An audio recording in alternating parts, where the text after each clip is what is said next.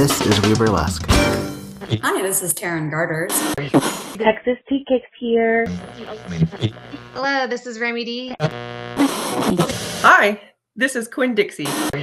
This is Kurt Hefner. And Lucho Lawless. And this is We Burlesque, Season 10. Season 10.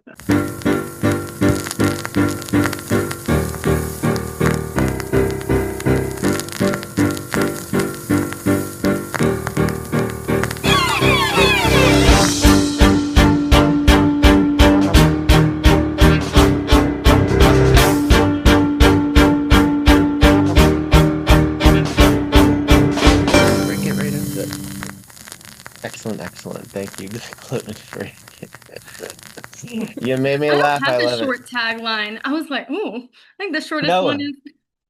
Oh yeah, you know what? Sometimes they go on and on and on, and at least you don't say class and ass and sass, because that one I'm a little over. Quite. Yeah. A whole lot of class. Yeah. But partially the reason I hate that is because I don't love class used as I don't like. I've avoided the word classy for such a long time. Once I started digging into what that really meant and also implied, because I was like, well, then the opposite is trashy. And if I prefer trashy, well, then that doesn't help anyway. Yeah. This is We Burlesque the podcast, and I am your host, Viktor Devonne. And through the miracle of fiber optics, I get to talk to nightlife individuals in the field of drag, burlesque, and cabaret. And today is no exception. I have two delightful individuals that I am happy to introduce to all of you today. They are a package deal today, but they are also independent performers. I got to meet both of them, oh gosh, just over a month ago at the Burlesque Hall of Fame Weekender, where we sold t-shirts and merch. And look at them go. I was very impressed with them. And I'd love to know more about who they are and what brought them to burlesque, particularly in this complicated era of burlesque, no less. So, all the way from Arizona, I believe, for both of you, we have Roxie Sunshine and we have Ida Banger. Hello. Hello. So again, I do want to emphasize that you're not a duo, but I did meet you at the same time, and since your story begins roughly around the same time, surrounding a lot of the same people, and because I really want to get your thoughts on what your first Burlesque Hall of Fame Weekender was like, I thought I'd have you both, and I really appreciate you both making time for me. I'm excited to be here. So technically, who started first? Do you know?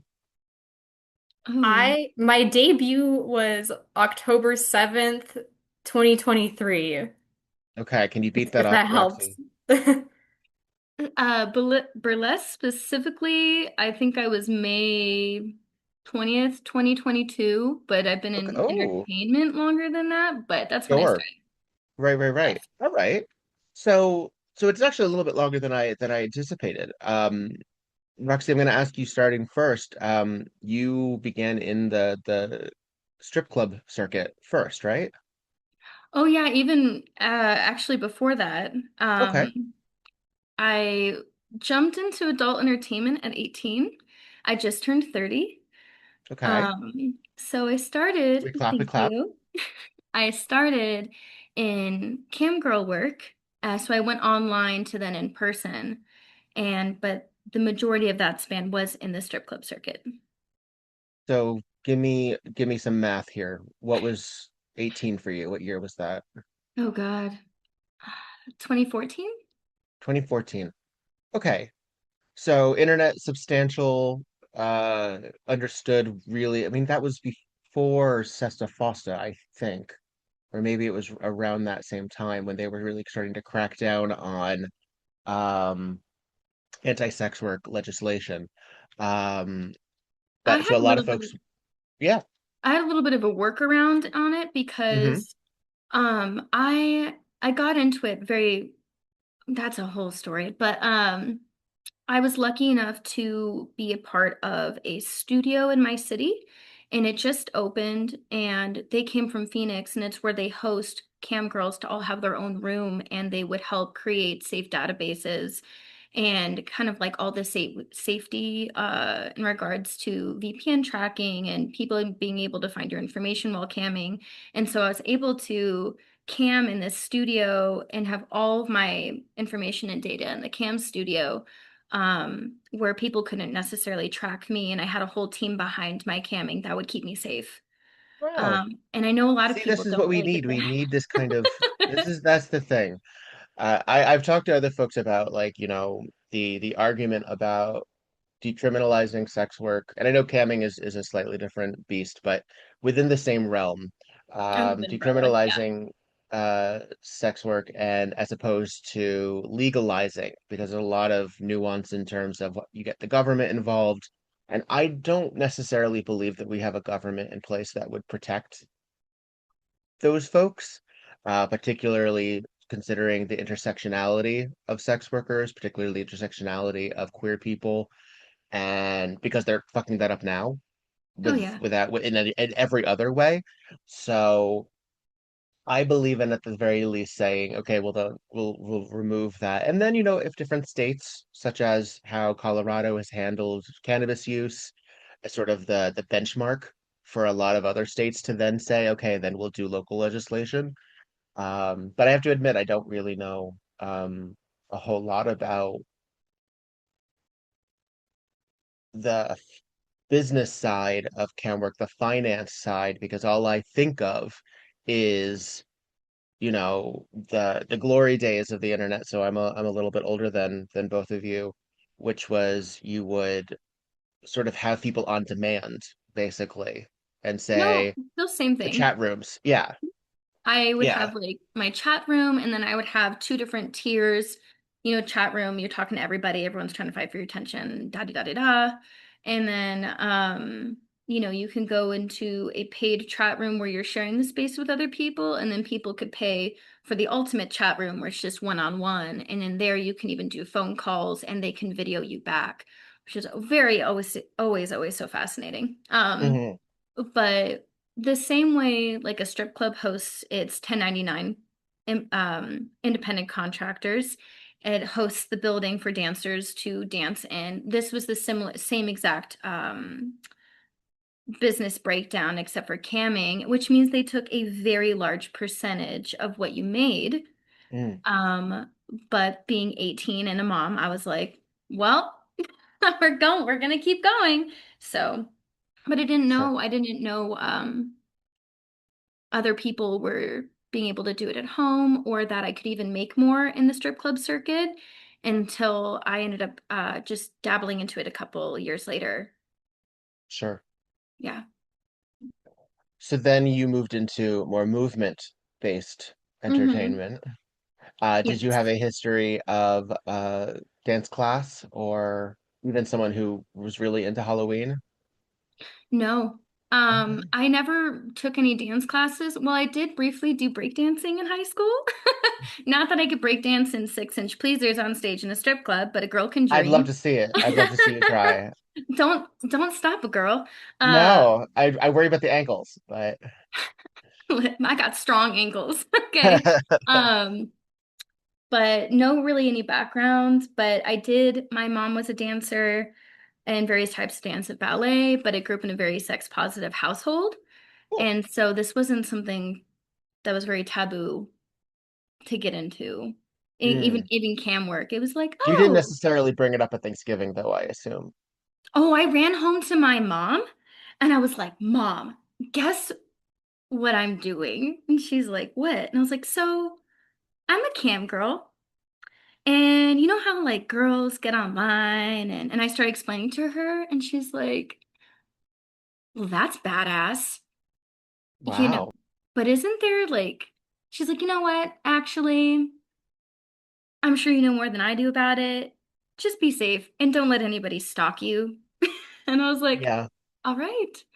My mom had me at 40, so our her experience with sex work and digital age and all this stuff, like she couldn't give 2 cents about it.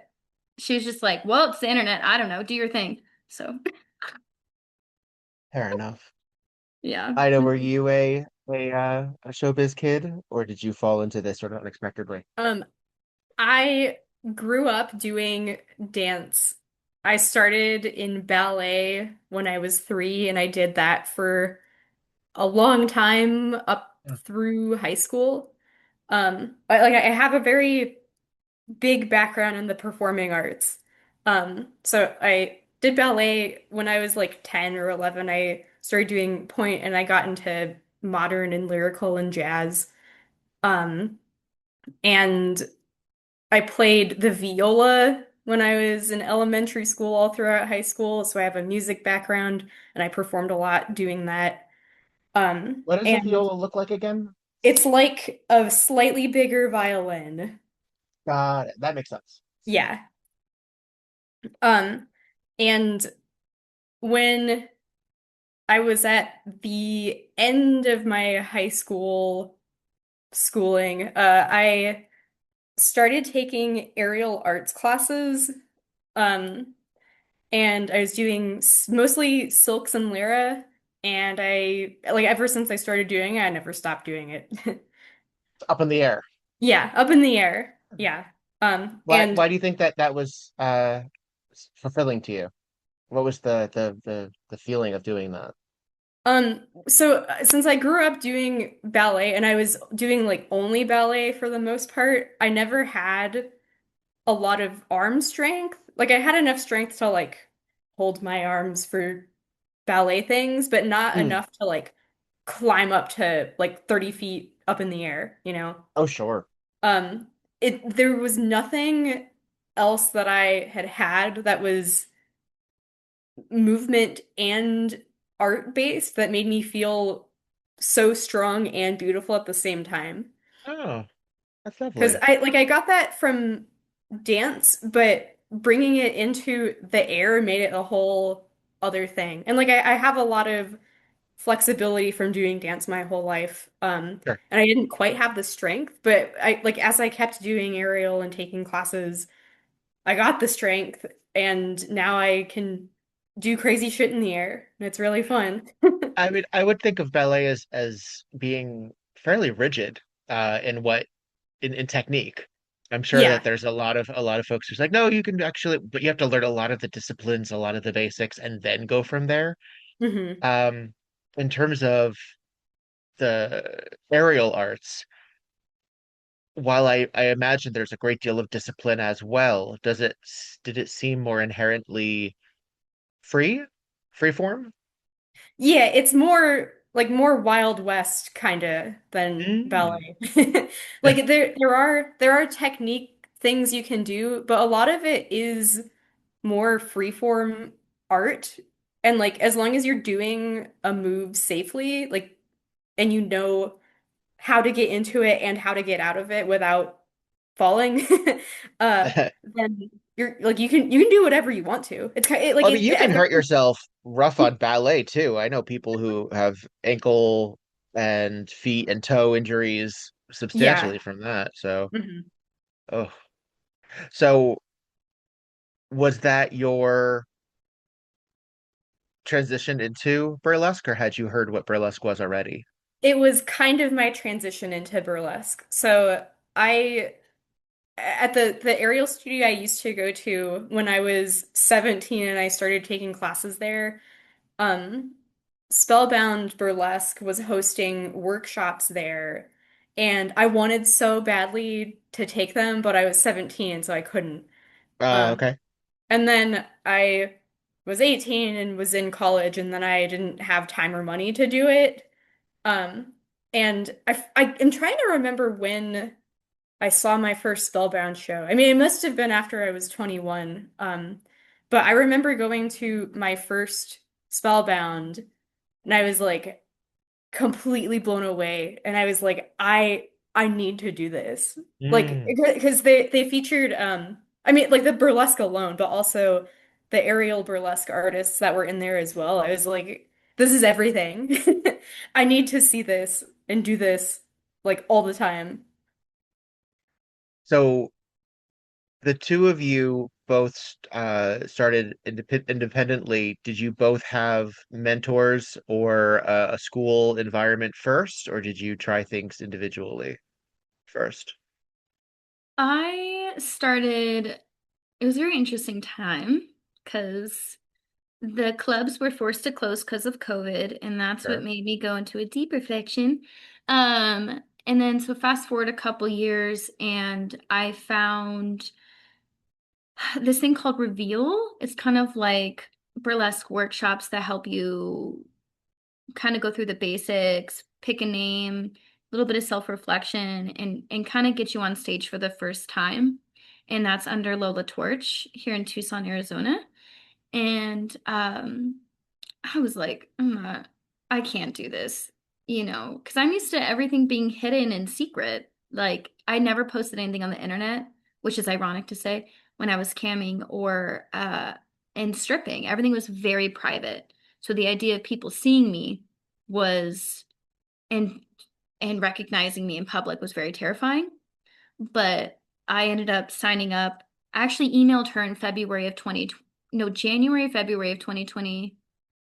Yeah, it was January. And she emailed me back. She's like, well, I'm actually starting up a workshop next month. It'll be the first one since pre-COVID. And then ta-da! I'm here. Here you are. Were you always Roxy Sunshine? I dabbled with a couple different names, but they were a little too, hmm. I brainstormed quite a few names, but then I settled on Roxy Sunshine. What do you think that means to you in terms of what you are as an artist? I think so. Roxy Sunshine, it breaks down into two pieces. Roxy, the IE, plays into my legal everyday name with the IE at the end. And then when Okay. I was camming, it was Lily, and in the club, it's Pixie. And I was like, Mm.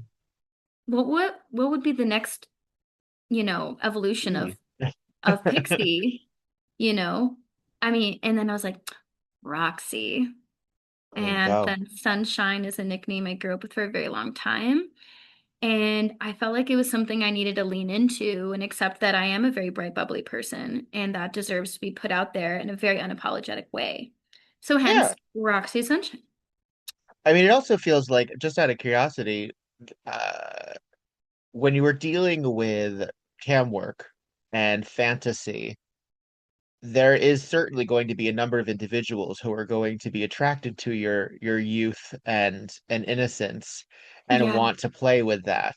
Oh, yeah. Um, and I find, that we're at a very controversial era when it comes to age play and innocence and what that all means and everything being, inherently dangerous because, we have Epstein files and we didn't necessarily have Epstein files a couple of years ago. They I were mean, we there. We did, but just didn't know. we didn't know about him exactly. Yeah. Uh, but I mean, the nature of playing with innocence is a tried and true version of sexuality, Hmm. and also, I mean, really, um, what am I thinking here? Like, providing that for folks.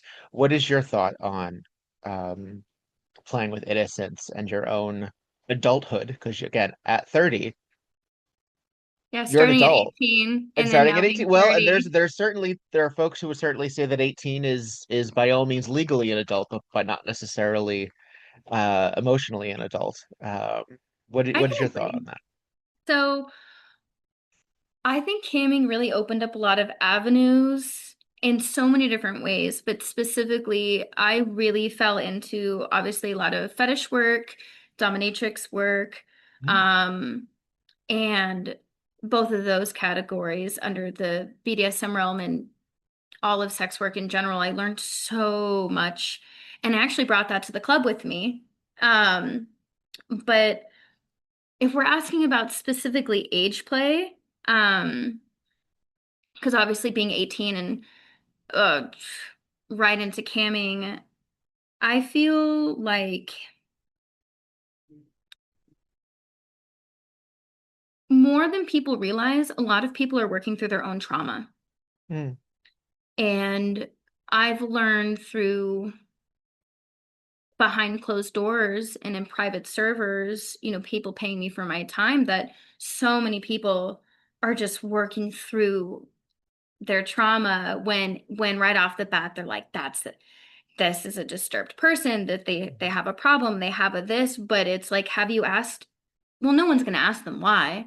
That's No. why they come to a sex worker or a cam girl, to kind Yeah. of relive out these things. So I think more than not, it's about working through and resolving trauma, and then maybe things you have questions about or just curious about, but I've never had anybody do something without consent during camming, Hmm. which is, especially through camera, is very, very interesting.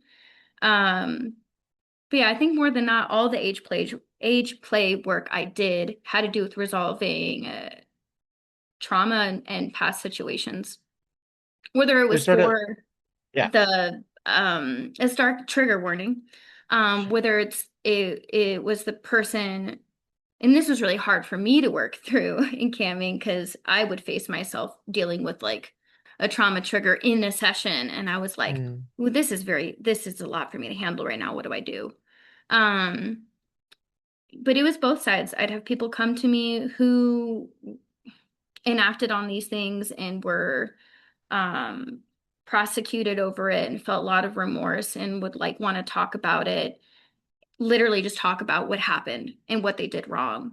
And I would Mm. just be sitting there. And then some people are reenacting some of the traumas they experienced and wanted to just let it out. So very unique position to be in when you're first starting in. But it really helped me find comfort and peace within my trauma, but knowing I was holding Mhm. a safe space for others to work through their trauma in regards to age play specifically. Sure, sure. If that Yeah, I answers your think question. I mean it does. I mean it's a nuanced, complicated situation that I feel is icky to get into because it automatically places judgment on, well, why are you defending this, or why are you, I'm like, I'm not actually defending this. What I'm actually No, doing is I'm it doesn't need my defense, frankly. It either exists or it doesn't. And I think that folks who have quirks, kinks, and behaviors, I guess. behaviors. If they're able to experience them where no one is getting exploited, then I suppose that that's the safest way of handling things, because you're working with someone who is a professional. You're working with somebody who, in theory, is able to handle these terms and these,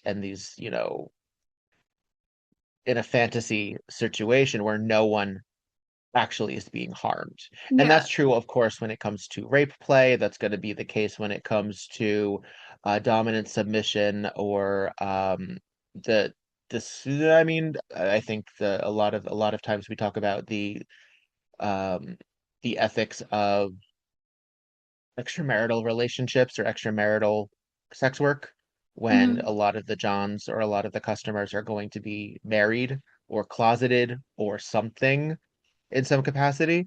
Um, and that comes up a lot in queer sex work, because how many senators or congresspeople vote against rights but will engage in I've certain. worked with literally about everything. Um, l- Pretty much everything you've mentioned, I've worked with. And it really changes your view on things because, yeah, if it's in a consensual space and people are able to like talk it out or act it out, it's not like you're in a forum online where your comment lives forever unless you delete it and scrub it, and then people find your account from 11 years ago and like, blast it. It's just a very like one-on-one thing. And Mm.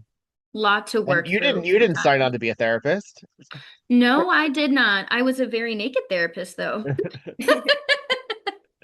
There I was, being like, oh, okay, okay, let's break this down. And I'd have actually, yeah, people would make follow-up sessions to then talk about how they felt about it.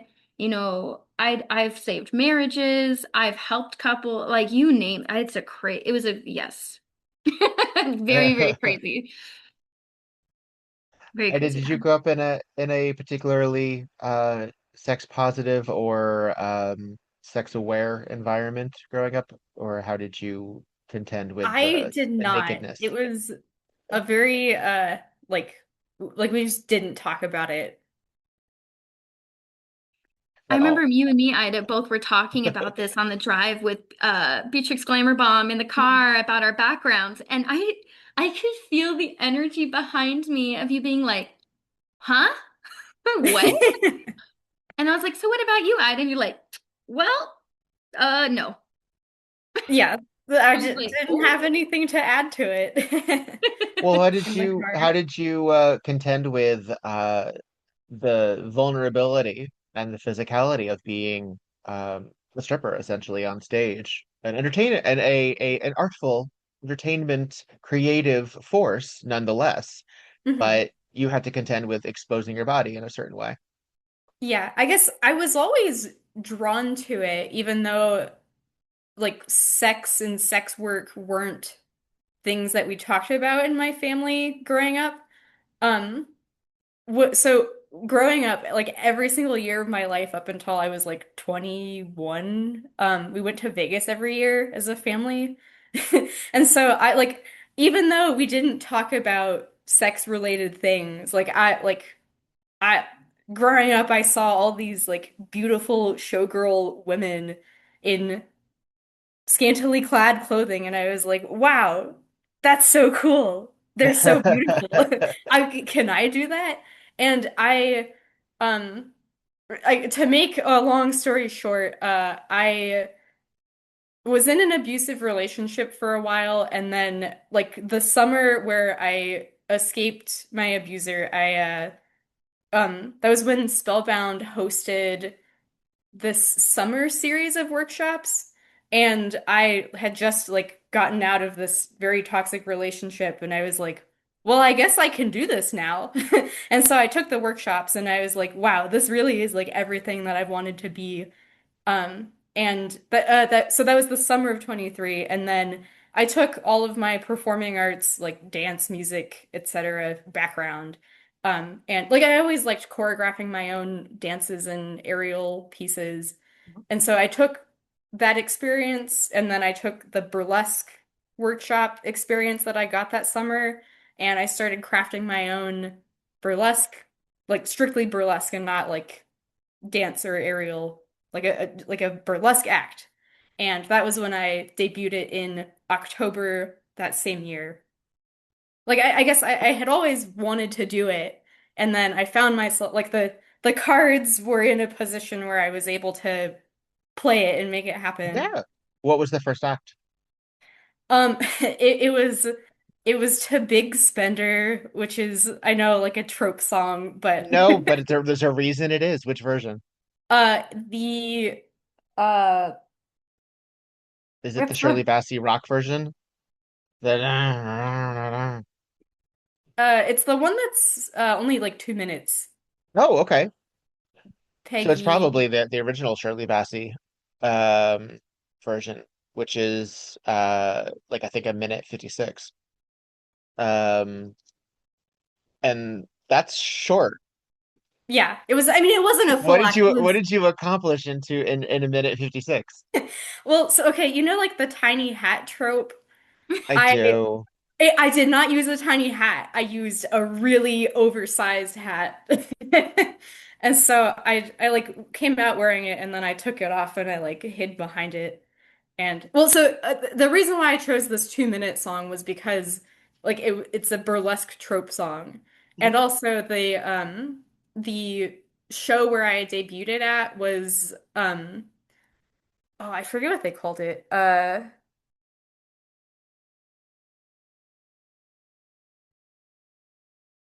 I I'm don't think I looking can for the remember the name of it right now, but it was It's okay. like a thing. It was kind of like an open mic type thing. Not open, Okay. they called or it wasn't open stage. That was a different thing. Um, this um it was with the formerly named Foxhair Cabaret, which became Doe Entertainment, right? Over at no, Parlor AZ. it was a different one. It was hosted at Prowess Pole Studio. And it was hosted by um my God, I can't remember their names. Uh, hold on. Let me pull up my Instagram real Sure, quick. take your I'm time. on your Instagram, I'm not gonna lie. I'm Okay. on it right now. We're gonna get It's it gonna together.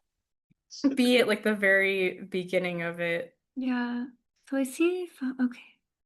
Fox hair.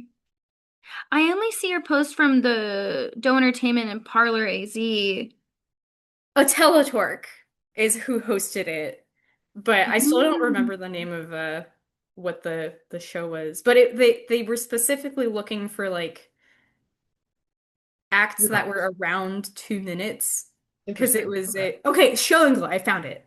It's called What was it? Show and Glow, and what they wanted from people is like minutes or sorry, acts that were around like no more than 2.5 minutes because they just wanted to have the space for people to try out new things and like maybe do like it was for people who were new performers or Yeah, experienced performers that wanted to try something that isn't like the thing that they like always an do. experimental stage. Yeah, Yeah, yeah. yeah, So yeah. that was where uh That's so funny. That's so antithetical to what a lot of us think of burlesque, though. 2.5 minutes as a standard, yeah. considering.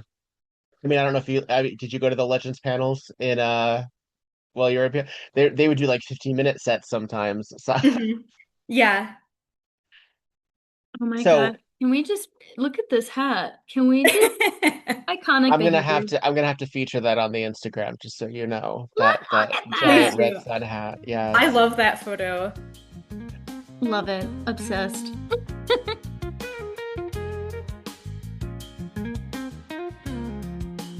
Hi, this is Viktor Devonne, and you're listening to We Were List the podcast, and I love you for it. I gotta tell you, this is still one of my very favorite things to do. I'm very happy, very proud, very honored that people download this and listen to me and a bunch of folks talk about why we love what we do. It's really great. It really, really is. And I want to give a special love to the patrons on patreon.com. Give it up for Melody, Devin, JaCourtney, Clara, Dottie, Charlotte, Luna, Goosey, Roxie, Faye, Tiffany, Jimmy, Curly Bright, Oliver, Sebastian, Alex, Bo, and Stormageddon. I had to take a breath there, people. It's really lovely. It really is really, really, really lovely. I think it's so difficult to dedicate time and make shit happen, but I'm working on it. I'm trying. Goodness gracious. Please know that you mean the world to me. And if you would like to support me in any other way that is not money, please follow, like, subscribe, share, comment, do those things, and I won't charge you for it. It'll get me further out there, and more importantly, it'll get these people that I bring onto this show further out there as well. So, mwah, be well, darlings.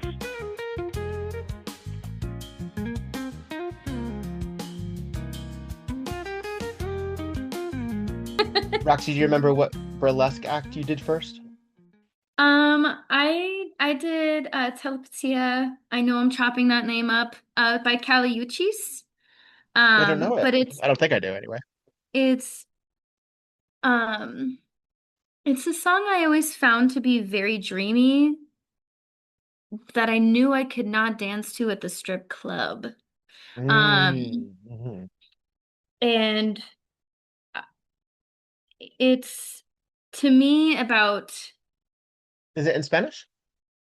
Caliuchis, Caliuchis has a lot of songs in Spanish. Some of her albums are Mm-hmm. completely in Spanish. Telepatia, surprisingly, is not completely in Spanish. Oh, I know Um, this one. That's a good song. It is it's dreamy. Yeah. it's very dreamy, and pretty much it's it's one of her biggest bilingual songs. And pretty much it's like this.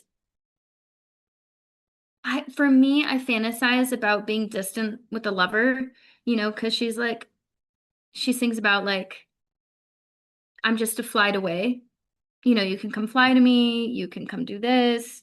If you wanted, you could take a private plane. I'm hearing all these things, and um, I can read your mind. So I think it's really about, for me, especially because she's like, I want to hear your breath on the phone. So very dreamy, fantasizing. Honestly, reminds me of my cam girl days of like, I'm thinking about you and I'm on the phone right now, kind of Right. thing. Right. So my debut, I was in red silk, like a red silk matching, like two-piece, like PJ kind of thing. And the whole thing was about fantasizing about somebody that you miss, and what do you look like in your bedroom when you're doing that? Except for I was Mm. on a bench and very much like peeling off my PJs and laying there and like caressing my body and like really fantasizing about what I would do with this person that I really An miss. idealized, like, Yeah, like, yeah. oh, I'm laying here, I'm taking off my clothes, I'm touching my legs, like very much like submersed in the fantasy. And I did a tear cut bra for my first act. So that threw a lot of people off because they're like, oh my God, my outfit was terrible. Like I said, we're still barely getting over COVID. I was also in a very abusive relationship. And so I was kind of isolated in everything. And the fact that I even put this together was such an achievement, especially because I had such low self-esteem. I gained weight. Like I said, people were gonna see me in actual Hmm. lights, not the black lights in the dark dim strip club where I come up to you and I have the choice to come up to you, or I could walk away from you. It's like everyone's crowded at the front and Personal. like It's is very gonna personal. recognize me. Yeah. Um, and I just, it was so fascinating to be up there, and it was such a different experience than being in the strip club. But that's what my first act was.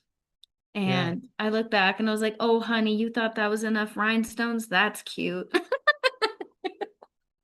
Well, I'm going to ask you that question that every stripper burlesquer hates.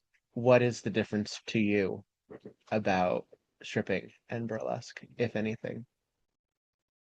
I knew you were gonna ask this too. I know. It's Well, been my life. when I'm given the opportunity, I have to. I Well, have to because I love hearing perspective on it, and I know that it's a trope. It's one of those lazy questions, but it's a legit one. stripping is sales. Stripping is business. Stripping, as much as burlesque can also be industry and community, right? With the Mhm. strip club, very much sales and survival.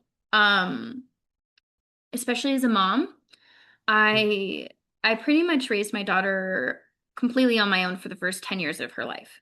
And so the strip club was the perfect place for me to work 4 or 5 days a week, 4.5 hours at night, be able to come home, have quality time with my kids. So to me, it was work, work, work, work, work. A lot of the girls were very surprised. I was like, well, I have a client coming in at 2, and I have a client coming in, rolling off my schedule. They're like, client? What do you mean client? And I was like, yeah, I schedule men in to see me. Like, if they're lucky, after a certain amount of money and after a Appointment certain amount of only. time, they get my number. And if they want to see me and they don't want to wait, then they schedule a time. And so the girls were like, whoa, what? Like, this is crazy? So it was very much business, business, business, client management, and a lot of fetish work. Um, and then sometimes I would have private sessions outside of the club as well. But so for me, stripping is a matter of survival and sticking it to the man a bit. Because I really got to, oh man, the amount of people I've put in their place in the club, who come in as customers. So that is what stripping is for me, is survival. And I really, like, I didn't change my hair for all the years I was in the strip club. I stick to a very specific niche. This came from a lot of training and camming. Um, but in burlesque, the transition to burlesque is about me. I've Mm. never got to think about me before, and how do I feel? What do I want? What do I want to express? Because if I've ever only grow up in survival and only learned how to survive and not feel safe enough to express, what is this whole new world? Hmm. Um, I feel like burlesque is definitely the art of tease, as we all say. I also think it's a beautiful way to communicate without words. I love body language. I love learning about body language. I actually would read up on body language, and apply it to the strip club. Um, but I think it's a whole new way of communication, expression, history, tease, eroticism, and I don't think there's not one anything in burlesque. It's everything. I Hmm. don't think you can really put it into one thing because everyone's so different. That's the best part about it. So we all have different missions and reasons and explorations and just all the above in burlesque, and that's what makes it so enticing. Because we all know what the end is. We Generally all speaking, yeah. we Yeah. all know that they're gonna get down to their bits. But why do people keep showing up? You know, Ginger Valentine made this is a very good point in a class I took at hers, at Spellbound Studios. And she's like, why? Well, why? Why do people keep coming back if they already know it's gonna happen? What is your why? Why do you do it? What's your message? How do we communicate? How do we express and talk without words?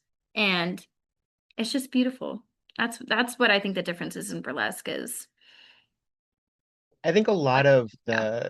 the fantasy and coming to you with a mind with a backstory in mind when it comes to cam work or sex work or scene work. Um, there's a difference because in burlesque, you're letting an audience know who didn't necessarily know what scene they were getting into or what scene might respond to them. So there's a certain level of discovery that we're inviting people into that allows folks to, even if they have preconceived notions, and we have super fans, we have folks who, are dyed in the wool, but and you know what there are people who are always going to have their preferences and what they're into. There are some folks who are very not interested in nerdlesque because they find it distracting about trying to keep up with the fandom aspect of it. There are people who don't love Gown and Glove because they find it that sort of structure isn't appealing to them. There are people who don't like the performance art stuff because it's too gritty or it's not what they find fulfilling. And there are people who are drawn to very specific things. I don't want to make it only about what people are not into. But sometimes in burlesque it's easier to say what people are not into than they are to say what they are, because if you go to a well curated show, you're going to see a wide variety of things, and things are going to pop out to you that you knew you were going to like, and then things are going to pop out to you that you didn't necessarily have on your bingo. Hmm. And that I think is really helpful because as a expressive art, you're providing people your perspective, you're providing people your canvas, as opposed to someone who's going to um, you and saying, okay, this is what we're doing. These are the guideposts. These are the situations, which can still be fun too, and still super improv, and still learn a lot about Publer. I know that a lot of folks go in thinking one way, and then you end up in tears because you didn't expect a certain level of intimacy. But Hmm. there's something to be said about a well curated burlesque show allowing an audience to learn about themselves through what you are providing. I think that's really cool. Yeah, it's about it. I think that's the coolest part so far is I've had to work through a lot of vulnerability and a lot of judgments I've made on myself. Um, I'm allowed to take up space. Mm, I just I'm allowed to slow down and take my time. That's the scariest one. Because in the strip club, you're like, I'm going here, I'm going there, I'm going to that lap, I'm spinning on this pole, I'm upside down, I'm grabbing this cat. You're just like singing and camming. It's like, who's next? Who's next? Who's next? mhm. Grind, basically. Well, so to Yeah, speak. the grind. But Yeah, yeah. To Mm, honor mm, myself for me right now is what burlesque is for me I personally, but in general, yeah. well, Ida, how do you respond to that? How do you what about burlesque is fulfilling to you, and what's your relationship with an audience? So I agree with what you guys are saying about how burlesque is about expression. I think the top three words that I can use to describe it are expression, vulnerability, and comedy. So Where does it? Okay. I've been thinking about this recently. Like I think that um burlesque and comedy are more in common than burlesque and dance. And I'm using dance because I have a dance background, so that's something that I can compare No. it to. But I've been attending stand-up comedy shows recently, and like the pacing of a comic in their sets is very similar to how a burlesque artist does the pacing for their act. So like I've been studying and like learning things about how to do burlesque better by watching comedy, Hmm. which I think is interesting because I that wasn't ever something that anyone had told me before. But I like the first show or comedy show that I went to, I was like, oh, these are the same thing, just in different uh like outfits. Yeah. Uh, but I do, It's and storytelling. Really what it is it's yes, it's storytelling. Yeah. storytelling. Burlesque is storytelling, when you get down to it all, which I think is why expression is another word that comes to mind for burlesque because it it's about the story that you want to tell. And I think the stories that people are best at telling it are the ones that are about them or ones that they are like very familiar with. And so a lot of people's best burlesque works, I think, are the ones where they're like really tapping into their true authenticity and like what their like highest self looks like. Mm. Well, we do lean into, the tropes like the French maid, the housewife, the man in the suit. I mean, I'm a hobo clown. That itself is an archetype. When you're playing with these familiar references and then twisting them or even playing them very directly, you're going to take on whatever you're going through as an artist to it, as well as the times. So, Hmm.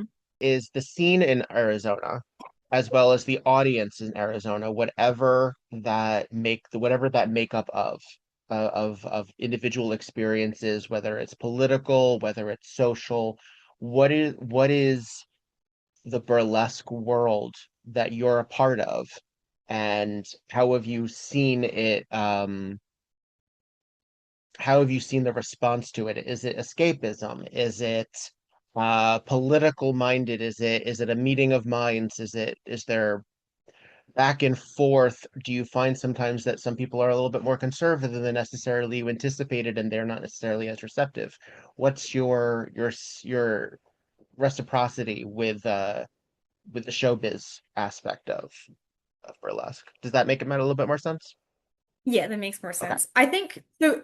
I'm based in Phoenix, Arizona. Hmm. Roxy's based in Tucson, so we might have slightly different answers. But Hmm. I mean, the Phoenix is also really big, and there's a lot of burlesque here. So I will add also there's also a lot of drag here, and sometimes the drag has burlesque. And I take part in that. I'm going to shout out Cirque du Soleil, because that's a show that I get to be part of, and I'm very grateful for that. So burlesque in burlesque scenes and burlesque in drag scenes, I think, are different, but they can overlap a lot. Like the producer of Cirque du Soleil, Trey, he MCs a lot for Spellbound Burlesque, who's a burlesque production that I also spend a lot of time in. Um, and I think there's like there any of the things that you listed, you can find that in the Phoenix burlesque industry. You can find like arts that are more related to politics and like making commentary about it through art. You can find classic burlesque. You can find like very powerful, more rooted in dance burlesque. Um, yeah. Yeah. That's the one that's in the round, right? I've seen photos of Mhm. that's the one where everyone's all around you. Yeah. How do you contend with reveals when technically some of the audience can see you? You just do hide a So lot of hiding behind hats? Well, yeah. I have a funny story. There was this one Spellbound show that I did where my signature act is called Titty Kitty. It's this one where I am dressed as a leopard and I come out and it's very campy and I do an unconventional set of reveals in this act. So Mhm. the thing that I post a lot on my Instagram is my shiny cartoony cat X butthole. So I like lift my tail up and there it is. There it So is. that's one of the the reveals. Um a lot of times in burlesque, and so this will tie back into expression and Yep. like tropes and individuality in burlesque. So I, in the middle of my act, instead of at the end, I do my like titty pasty reveal. Um, and I peel off my leopard unitard and like toss it away. And I have this corset on underneath it. And at the very end, like the climax reveal is I take off my corset and there's two more pairs of pasties. So I've got a total of six pasties because I'm a cat You're a and I'm cat, anatomically correct. right? Uh, and I performed this act all over. But when I performed it at Spellbound, it's in the round, right? And so you can see in the video, well, like I can't really cover up, like once I take off the corset, I like the people that are in the back or like like in around like Facing you, the yeah. back Yeah. part or whichever part ends up being the back, they can see it, and so you can see in the video they like throw their hands up and their heads and they laugh and clap. And then I turn around and then you see the people in the front and the sides do the exact same thing just like 10 seconds later. And I think it's hilarious. I've watched it like 50 times because I it's like watching a wave in a stadium, but it's in Yeah. like around at a burlesque bar. The round is very interesting. I've seen what you're talking about because I've performed there. I performed there last August, and that's where me and Ida met. Yes. Uh, She came up to me in the This is parking Maxie's lot. show, right? Huh? Yeah. Maxie Millions is one of the Yeah. folks behind that. Okay, that's who I Yeah. know. Yeah, yeah. She came up to me in the parking lot and she's like, "Hi, I'm Ida Banger." And I was like, "I know." I'm Roxie Sunshine. She's like, "I know." That was how we met. We were just so excited to see each other because we've been on Instagram, and I was like, Mhm. I remember after she walked away, I was like, "Babe, that was Ida Banger." He's like, "I know that was Ida." I was like, "But it was Ida. She's so cool." Now here we are. Now here you are. I had I I had really nobody to for specifically in the round. Mm. I had a message my friend Doxy Devine who performs up there regularly, and I was like, uh, where's technically the front? What would you consider the back? Like da da da da da. Um, very helpful. Very helpful to figure that one out. It was really fun performing in the round though, because I don't know if you who could have guessed, I love crowd work. I love being up and close with people. Necessarily would that fall into play? I mean, I would think that there's at least several burlesque folks that I know of that you know what? This is my dance space, and that is your dance space, and I'm gonna be over here. I just love But you're eating one of people those up. folks who just loves to be all up in. Yep. Get over here. Well, we need that too. That's the thing is we need a variety because then the audience is kept on their toes in the splash Yeah. zone. Oh, I have something I want to say. Mm, I like having a variety of performers at a burlesque show, I think is so important because I like my personal brand, I think what I do best is like the mix of silly and sexy at the same time. Like pretty much all of my acts have a bit of humor in them because that's the art that I like to make. Um, and I I love watching other artists do the thing that they're good at because it inspires me to do better at the thing that I really like doing. And so like mm. just being in a space where everyone's doing their best at what they do is so inspiring because it like it lifts everyone up. Yeah. Yeah, I agree with you.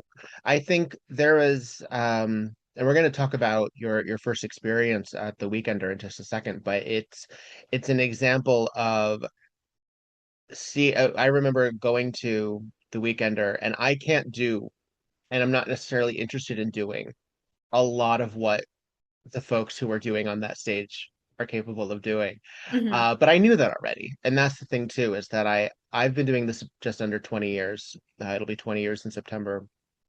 And but I also come from a Rocky Horror background where I was already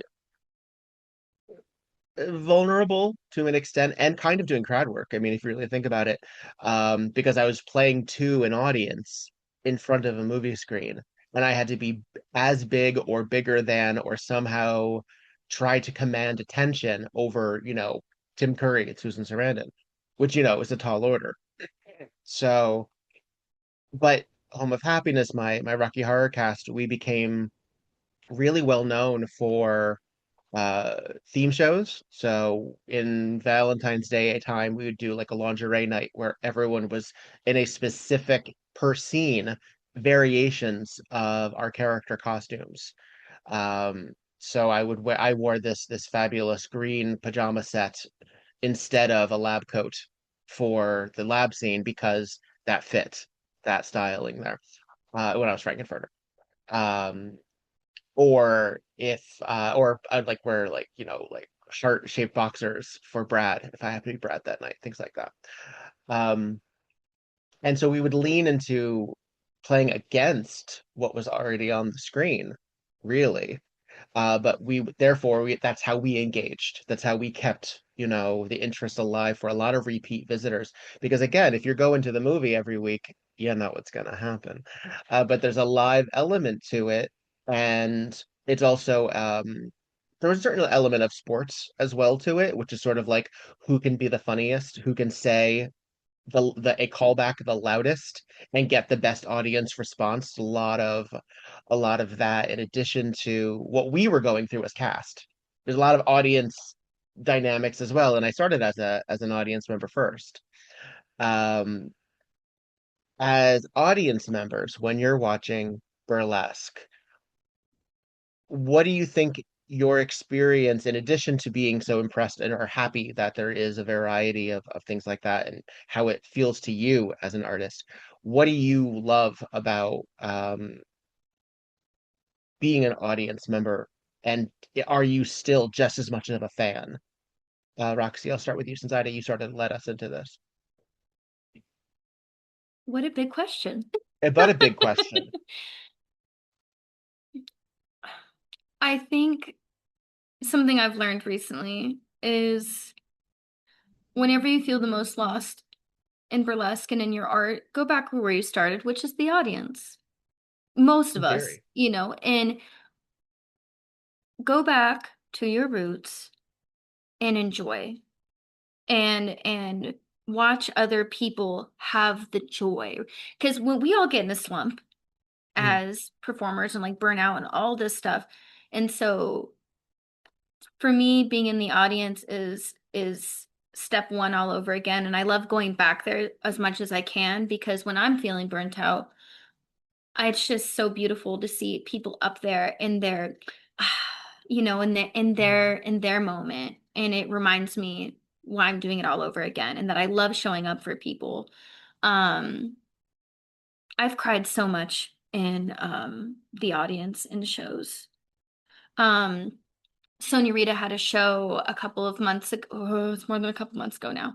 I think it was Around the World in 80 Ways, and it was a very varied cultured background show where it highlighted everyone's culture, and I cried so much.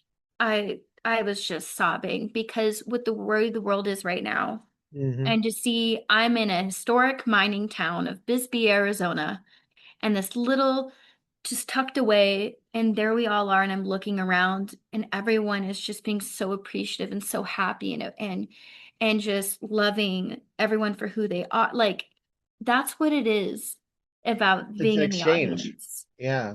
And then when a show is has a lot of variety, it's so refreshing. It's so inspiring because you're not expecting it. In Tucson, I feel like I know me and plenty of other people here in Tucson feel this way. I don't know if they necessarily say it out loud, but a lot of people just get comfortable and kind of do the same thing over and over again.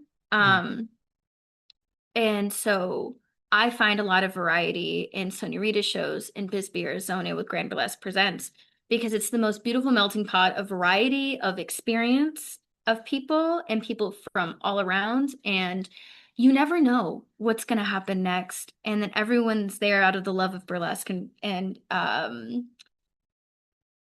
just all of it. And so when I'm experiencing show with so much variety, it's just so wonderful and refreshing and inspiring and just it makes you feel wonderful. I can imagine how the audience feels for those who don't do burlesque. I wonder how they feel, but us as fellow performers, it's just that's how it makes me feel. Hmm. Did you want to expand on some of the other elements in as an audience member, in addition to the variety of it? I think my favorite thing about being an audience member, which is also my favorite thing about being a performer, like I think, this comes from the fact that both are necessary for this to happen. Like you need both of those parties to be present at something in order for like the live entertainment exchange to happen. Like there's so much energy in a room where a performance is about to happen. Like you can feel it. It's uh like do you remember being in school and like you could tell when there was a test because like just by walking into the room you could feel it because like everyone has this energy. That one's not a good one, but like when you walk into a venue that's about to have a burlesque performance or any performance really, like I the love a audience theater. just I love it walking in. Yeah, absolutely. There's It's such electricity. a good Yeah. feeling. yeah, there's like charge in the room and you can feel it Yeah. and like it's really fun to be in like to be part of the audience and get to share that with everyone. And I want to touch on the fact that like every single performance, even if it's an act that someone's done like 50 times, like all 50 times that they do it are unique. Like It's true. and it's because of the audience. Like the audience is not the same every single time you perform. So it's it's different. Like it matters who's there, you know? Yep. It's like a very like a microcosm of something that matters a whole lot. So it's really like I don't take for granted any performances that I go to. Like I think it's such a blessing to be part of it, whether you're an audience member or a performer.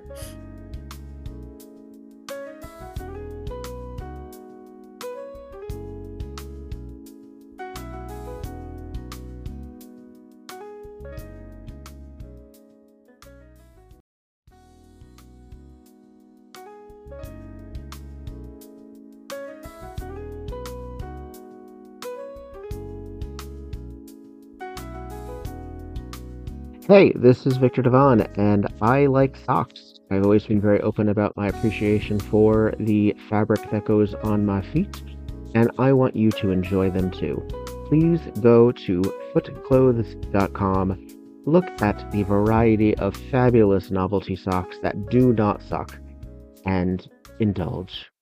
You can get 10% off now with the name Viktor Devonne as a promo code. That's VIKTORDEVONNE. Put it all together, no spaces, and enjoy.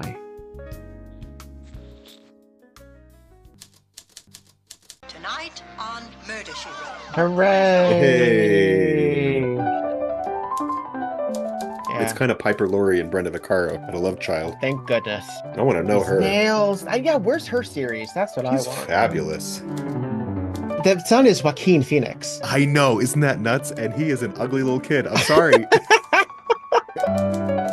We're just like, hey, remember when this guy was in this obscure Broadway show in 1976? Right? Look at him in those tight pants. Yum. Well, because there's not But a we lot do really get- going on. It's Yeah. supposed I mean, unless you're listening to the dialogue, which frankly, audience at home, you can do without us. We're just Yeah, do learning your own about work, some of these damn it. backstory. But Right. Boswell put her up to it. Yeah. And then Trish had to be killed because she realized that Boswell didn't have her interests at heart because Teddy was the inheritor. Yeah. Playing her like a fiddle. Oswell knew it, and Trish just gulped it down like one of those martinis, And then tossed it onto the lawn. and then lost her head.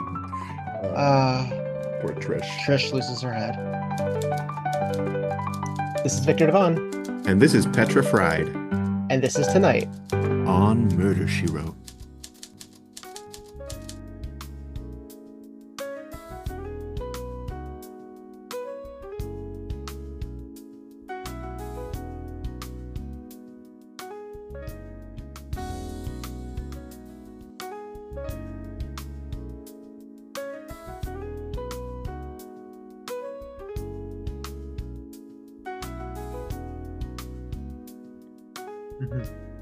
Have you, Energetic bubble.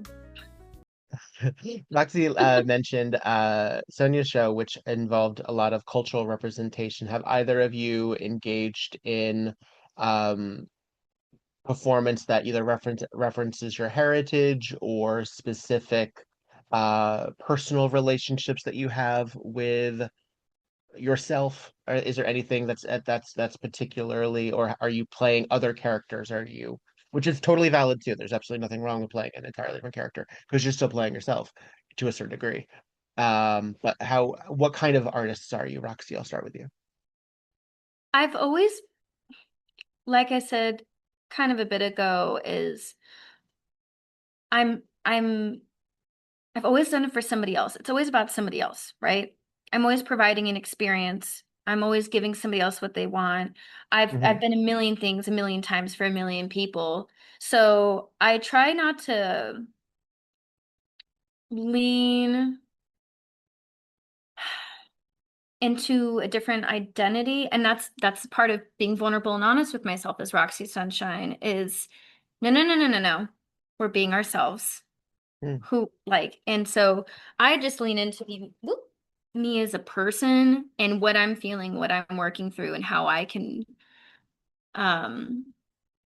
just me in the now as an individual, not necessarily so much about like my heritage and my culture. I'm more interested in working how do I word this? Putting me first. Like I don't know.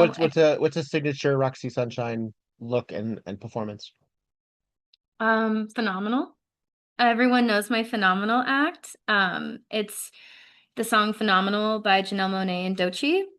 And if you haven't heard it, it's beautiful. But you know, she starts the song off with, I'm looking at 1,000 versions of myself, and they're all fine as fuck. You know, say it to my face. And then she goes, bitch, say it to my face. Say it. And then she goes off about being in a trance and what kind of woman she is. And I relate so much to it because the whole journey of Roxy Sunshine is honoring all versions of me and carrying her forward because we've never put her up in the front. We've never let her have her moment. Hmm. And so phenomenal is my signature currently and what I'm most known for. And it's a love letter What's to your look myself. for it? What's your outfit for that? It is, I have a very encrusted bra, completely just doused and encrusted in rhinestones, and then so are the panties, but then I kind of have a I know the word for this. It's a like a sarong Uh-huh. that kind of goes up, so it only drapes half of my ass and half of my body, very like this. And then I Mm, have like a these sash. faux Yeah. pheasant, yeah, I have these massive faux pheasant feather fans I made that are also from the base. They start at white, but then they ombre up to a lilac to like a deep violet. Mm. And let me see, I'll pull up a picture. It's the best way to describe it. Um, Is it a but specific color scheme? yes, it's all purple.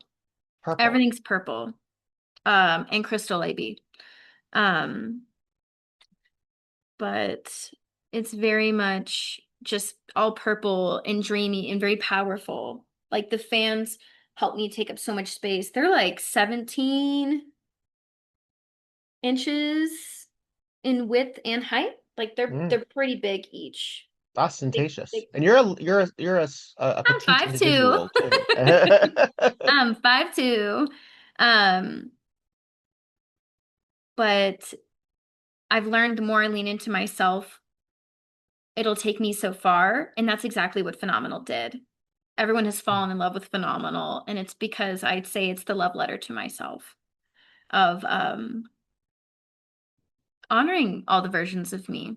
And what does that mean? So that's the act that represents who I am. I'm working on another one right now that kind of leans into another part, but I'm noticing the less I try and focus on themes Mhm. and oh, I'm doing a show with this theme and and I'm like, that's not fulfilling for me. I do have a Baby Yoda act though that I love to death. Okay, if you've seen The Mandalorian, you'd understand the act. But yeah, less focusing what other people want out of me because it's so easy to get caught up with that in showbiz and in shows. Like, oh, can you do this kind of thing?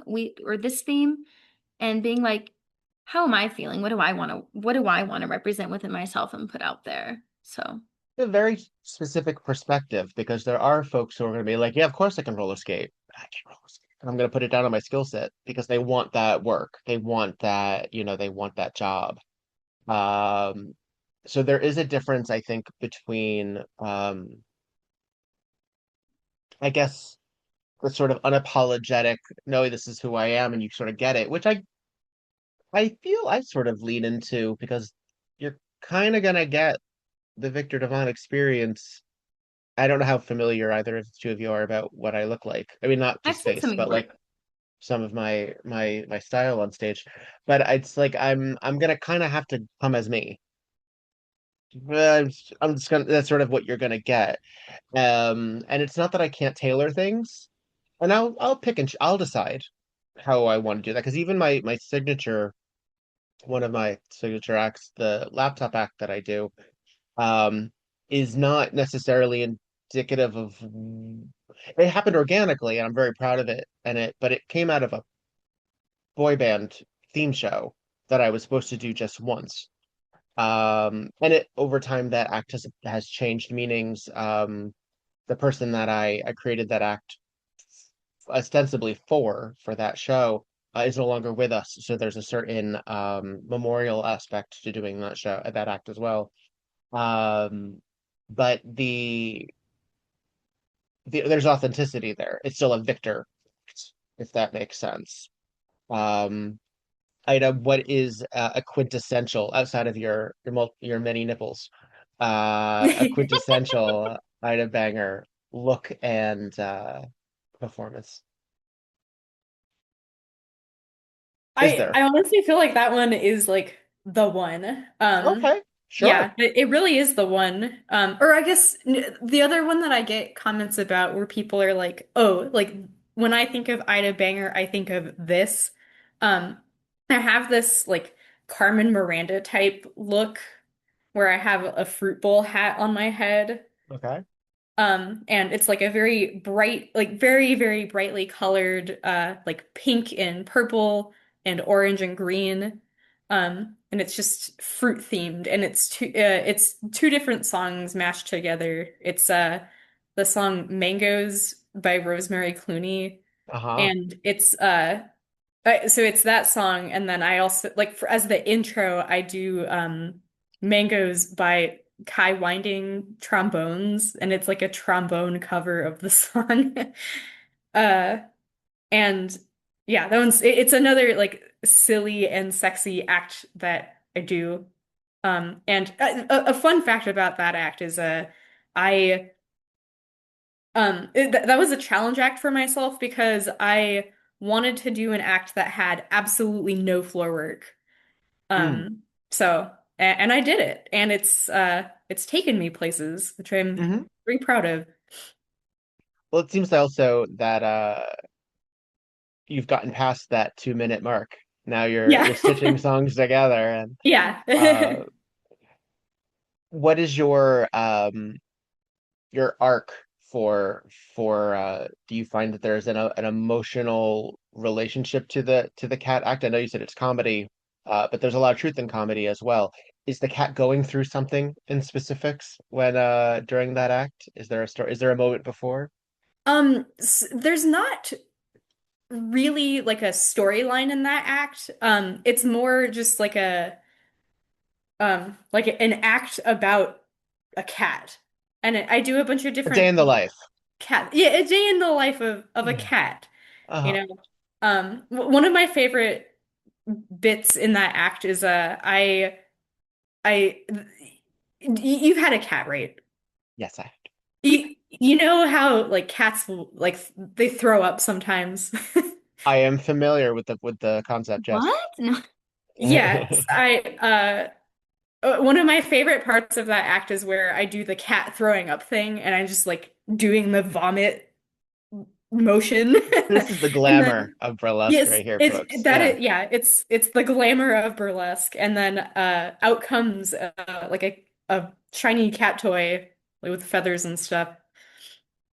And I haven't lost it yet, which is nice. I know I've definitely like tossed it into the void of the audience, but I've gotten it back every single time, which is so shout out to all of the stage kittens that have done that for me. I would buy them wholesale and then chuck it at somebody and say, keep it. My gift to you. I got this cat toy. I Yes, love just those just acts of sell them yours. out, buy them out in Alibaba. Oh my God. I quick pivot to give you a quick visual because I was like, it's better to just show you. Mm. So here are the fans, Hmm. and Or they got then like a swoop to them, audience at home. They got oh, like a that's little when they're moving. It's when I'm doing this. ooh. And then the best way to describe the outfit with the fans behind me, so it's very much like I'll DM them to you anyways, but like we Yeah, got no, very the very sash, the massive ombre, the crystal. It's just like that classic taking up space kind of thing. tuft behind you. That peacock turkey sort of feather moment. Yeah. Yeah. Yes. Um, But yes, so I met you in the end of May in Las Vegas when both of you came to your first Burlesque Hall of Fame weekender. I would love to hear your perspectives on what you saw, what it was like. I am a volunteer, but me and Sonia are staff. So we are recognized as sort of demi-permanent elements of the Weekender.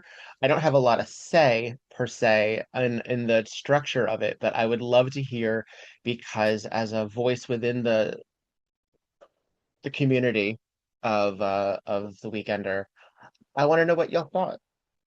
And you can be as specific if there were stuff that you loved, if there was stuff that you didn't love, what did you get from it? All of that stuff as well. I had to tell me. What was it like? being immersed in all that gorgeousness and possibly frustration. There's there's never a dull moment. There's always something to be doing. Um, I work remotely and I told my boss, I mean, I made sure that I got everything done that needed to be done before we left for Vegas. But I was like, I'm bringing my laptop in case like I need to do or like if I have downtime. There was no downtime. I was busy the whole weekend. And it was amazing. It was like just a whole weekend full of being around some of the most amazing artists in the world. Like it's not often that that gets to ha or that ha happens. Um, And you got to be there for it. yeah, I got to What be a what a I mean, there. what a pleasure to like be able to witness like all of these fabulous some many of them from Australia, many of them from across hmm the country, if not the world. Uh, hmm what a delight. What specifically about the Weekender were some of your highlights? I Activity think wise, performance wise, any of it. so I was running the merch booth with my fellow Grand Burlesque Presents pals, and I think that that was like aside from the showcases, because I feel like the showcases are like obviously like there's so much to learn in that. But I think with my personal experience of running the booth and like seeing a lot of people like performers that I recognize just like hanging out and like looking at things and getting to chat with them in a non-backstage environment. Um, I think that that was my favorite part of it because I got to meet a lot of people and see a lot of people, and I got to see interactions of other people that know each other, like seeing each other and then talking and chatting. Um, so I really enjoyed the social aspect of getting to run the merch booth. Same. It's why I keep it was not why I keep coming back, but it is a very strong element of why I keep coming back. Roxy, how about you? Oh man. Um, it was a really life-changing experience for me because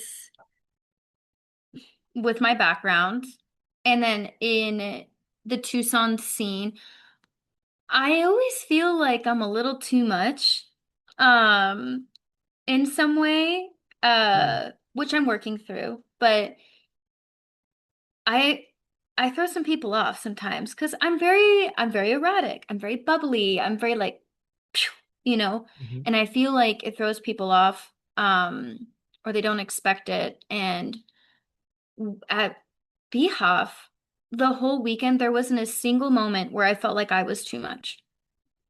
There wasn't a single moment where I was like, "Oh, why am I even here? I don't belong here."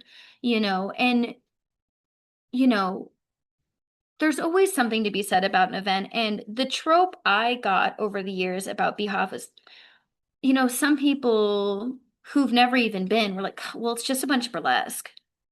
It's just a bunch of elite rich people who are just doing, showing off to each other. Like I'd hear really negative things.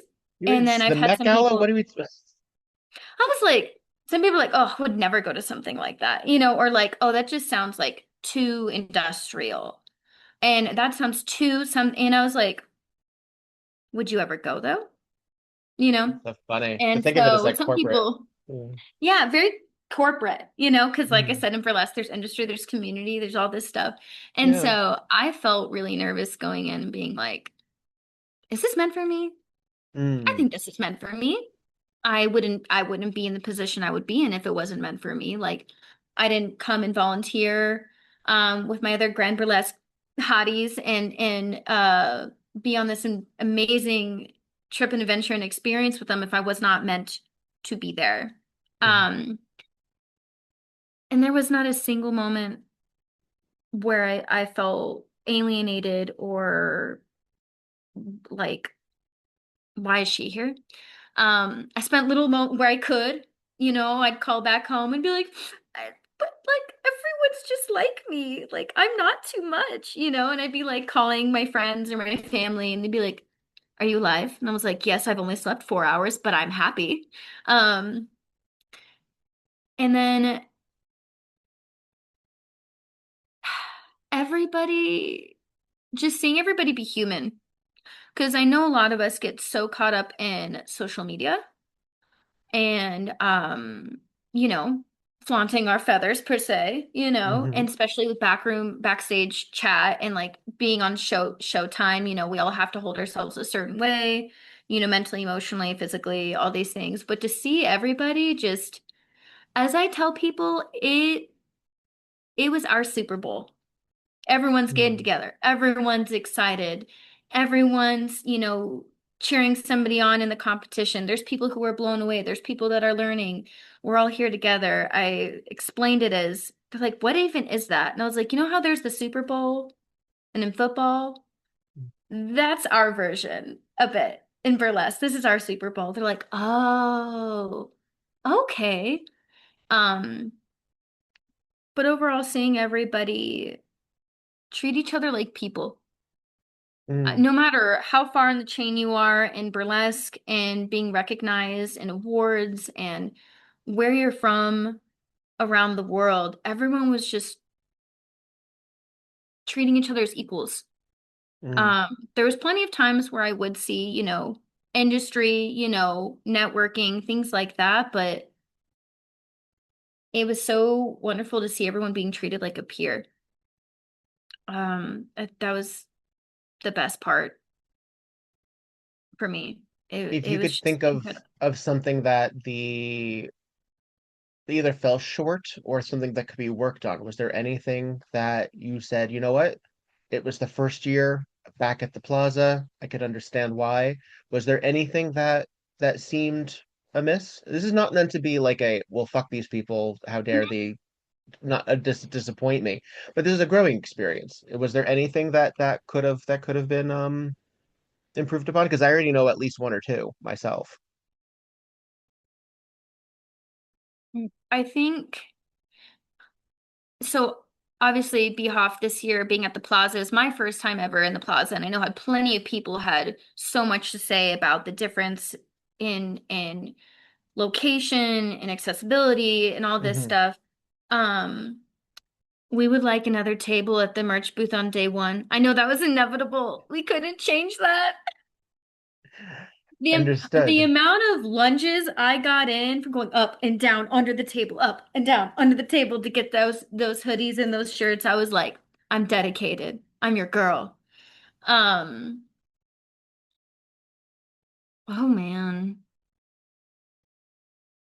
I wonder, maybe more, I'm thinking a lot of us were very lost.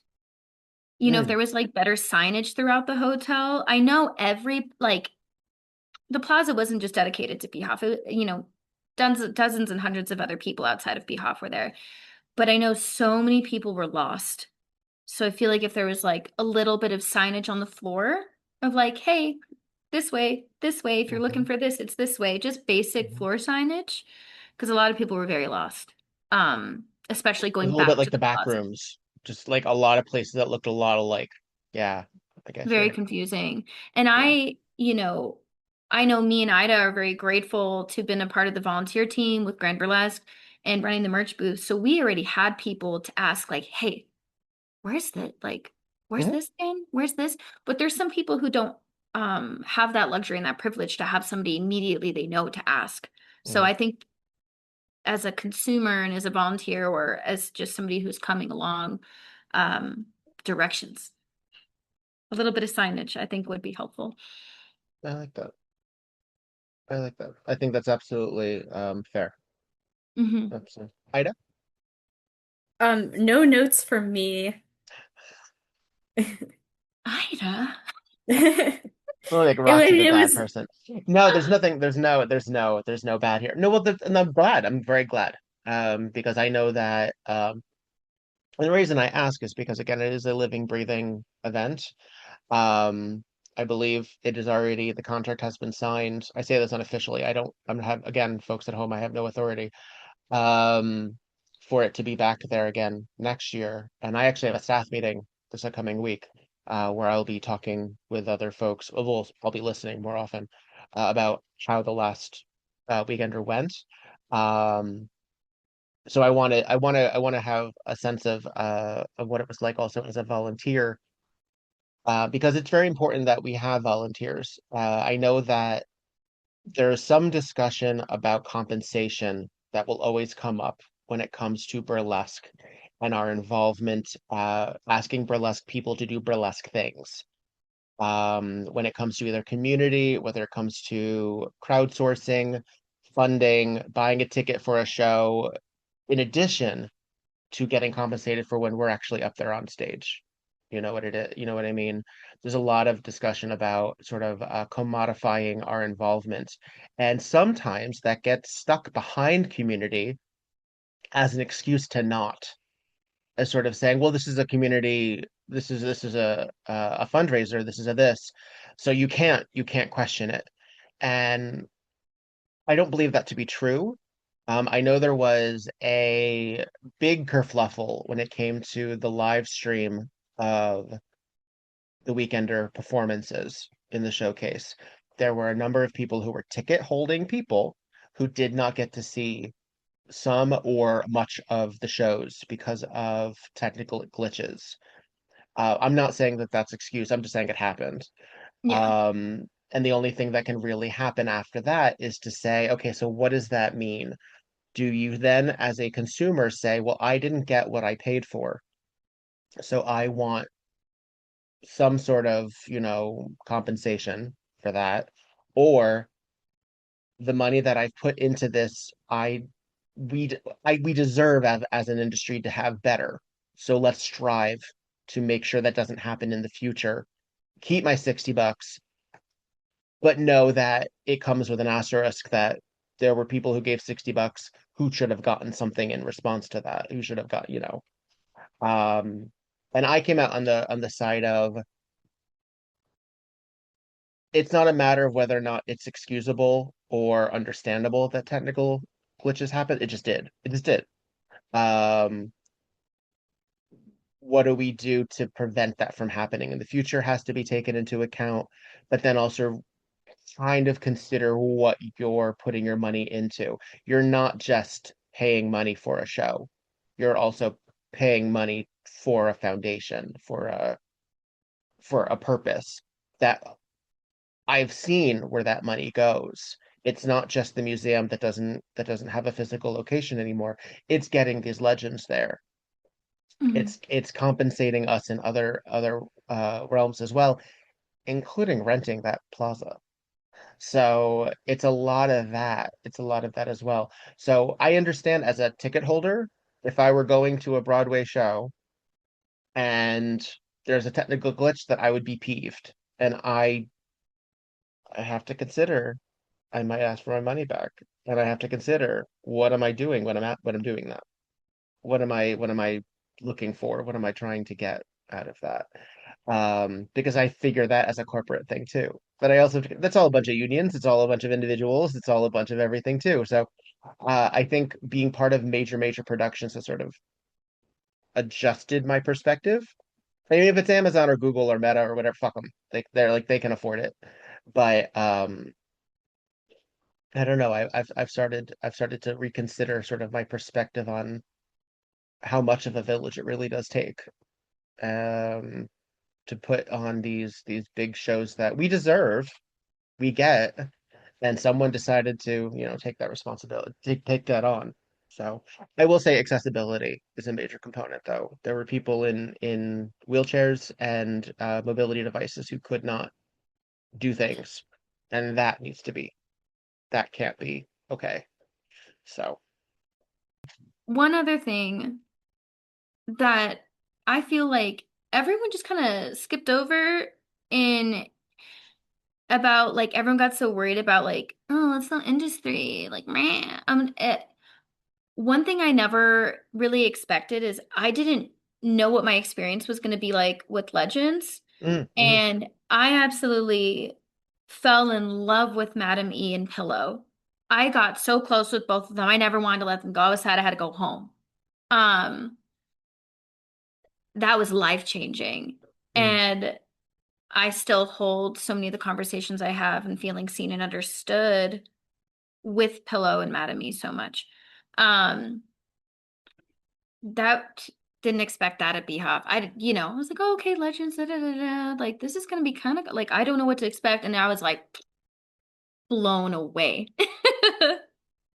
To comment on about people getting upset about the live stream and hmm things like that, I'm very stubborn. I'm a Taurus, right? I'm just kind of like, can we just take a step back and be grateful that this even exists in today's world, that it's still standing and that we can even do these things?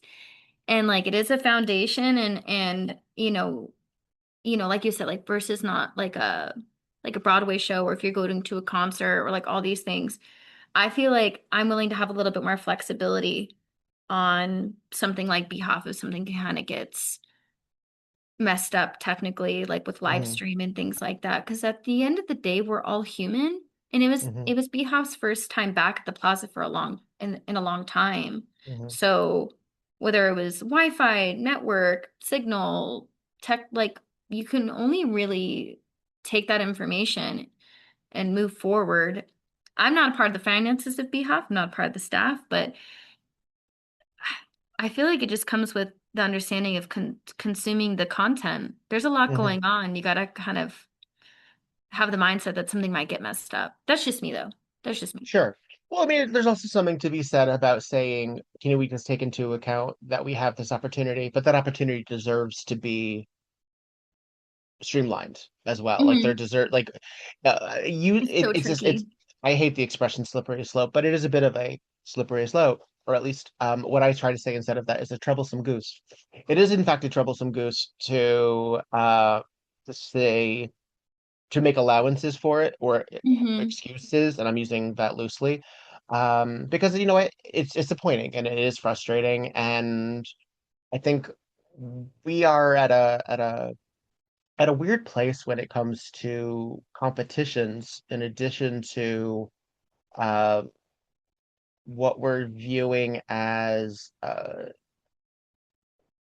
visibility outside of the rooms that we're performing in. The idea of a virtual stream is already sort of, we'd be burned as witches a century ago. The idea of being able to transport footage across Hmm. the internet. Um, it is sort of it does show that we're not at that place technologically to be so secure. It does require checks and balances. It does show that we still need to figure shit out because, I mean, I don't know about you. I have always found hotel Wi-Fi to be buggy. It is Oh, one of yeah. the worst. They are the back rooms. It is the liminal space. I don't know what it is about those buildings, but almost Energy. all of them, once you get into a convention hall, I don't like where are we? Siberia? Like this, it's so strange. Like we can be in the most populous city and suddenly behind, I don't even know, 2 feet of concrete? Why can't I get what is this? Why doesn't this work? I don't But I know. don't know. But I don't know. I don't know. Um, Yeah, yeah, there's not one without the other. It's like, like it's a teeter-totter for sure. yeah. And I deal with that too on the pod too, because I also uh this is not I'm so folks at home, I'm not in a studio. I am in a home office. I am using a good but a standard microphone. I don't have sound isolation outside of whatever technology is built into this microphone. Sometimes I talk to people and their connections are buggy. It sounds like, AM radio or worse. And there's a part of me that's sort of like, well, it's more punk, it's more rock and roll, it's more organic if we just do this. But don't we, as a community, also deserve to have these conversations preserved in a more pristine nature? Sure, sure, sure, sure, sure. But I have also learned that in my own way, I need to be a little bit less precious about that because if I try to get things to the perfect level, it'll never happen. Then I'll just keep postponing it until I get it right. I can't do that. I just What's can't with do that. everything? Yeah, yeah. So I have to remove some of that. I mean, I'm not inherently a perfectionist. I'm a bad Virgo in that regard, but I've been told. But it's sort of the way things are sometimes. So, mm, Life be mm, lifin'. yeah.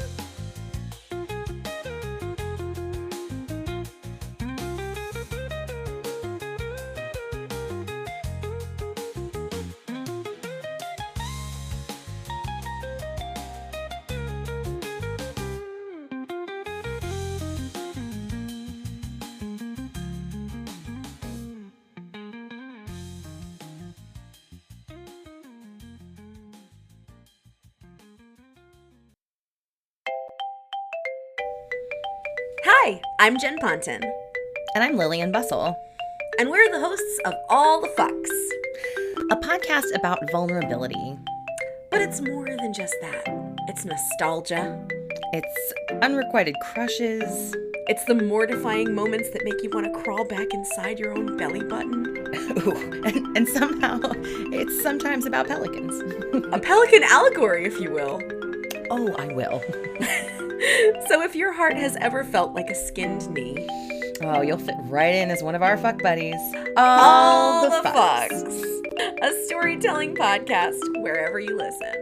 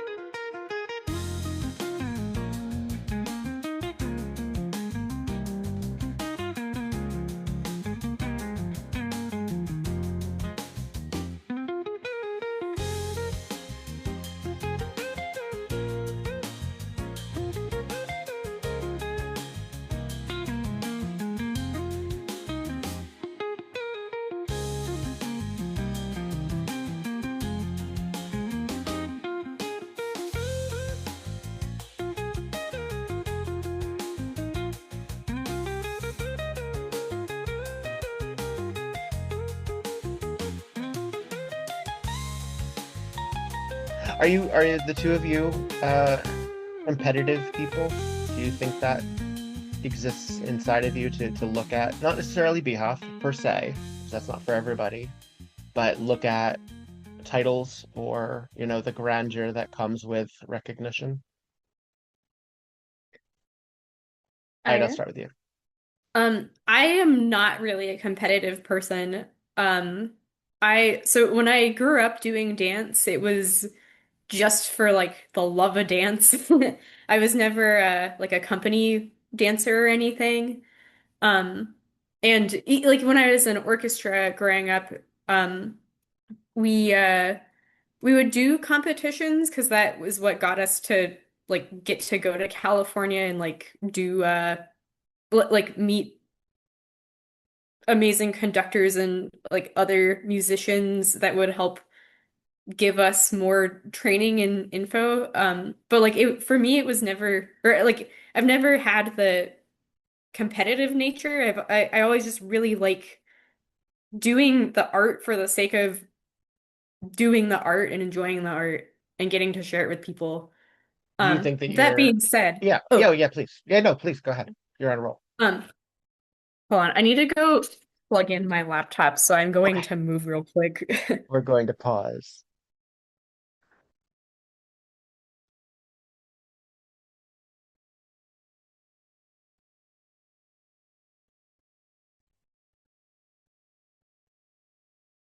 Okay. There's like a 3D printer in the background. Can you hear it or is it okay? I can't hear it. I can hear Okay, it. sweet. Um, Okay, that being said, even though I do not have a competitive nature, I just recently did this competition to become a monthly cast member for the show Cirque du Soleil. Hmm. But it was very stressful. I did not super enjoy the competition aspect of it, although it did make things interesting. Um, and it did definitely bring in a lot of audience. So I think there is something interesting about that. Like people love to see like team A versus team B or like just two different That things or three or more it's just that put up reality against each TV other. component. Yeah. Yeah. Yeah. That's fair. But that seemed almost more like an audition than like that's yeah, a competition certainly, but with a outcome of then being able to do stuff outside of a competition, right? That's more of Yeah. a lead in. Yeah. So Yeah. hmm what were the dynamics of that? Was it like a weekly thing? Yeah, so it Or was a 6 week competition. There were like the first 3 weeks were preliminary weeks, so it was 15 people, and then it was split up into five, five, and five, like randomly, and then the like top three winners from each week moved on to the next round, and then it kept getting Hmm. cut until the final round, where it was I think 5 people. And then there were 2 people chosen as the winners. Where did you place? So I placed second, but I got the judge's choice. So I feel like that was the win for me. Like I Yeah. was picked by the person who made the competition. So I don't know. Even if I didn't place and I wasn't a monthly cast member, I still would have felt like a winner because going through that process was like it was like showgirl boot camp because it really was. It was like every single week we were just showing up and like watching and observing and like when we weren't like on the day or like not on the day of the performance, it was just cramming in costume building and like making acts and uh yeah, there was some like a bunch of twists and turns that were thrown in. So it was showgirl boot camp basically. You learn a It lot was about so cool yourself. to Yeah. so cool to see all the updates online every week. I was like, oh yes, I get him. Mhm. And I was like screaming at my phone. I was like, I don't think she was in it. And he's like, what? I was like, never mind. You're so cool. Are you a competitive person, Roxy? Do you see that in you? Um, I Competitive, can again, doesn't see have to mean parts of it. cutthroat. There's not even that doesn't have to be like a I wanna win so other people lose. I don't want anybody to think that that's the implication here. I need to stop competing with myself Mm. Oh, we're before I getting can deep here, compete with folks. others. Oh, I we're going there. We're going there, everybody.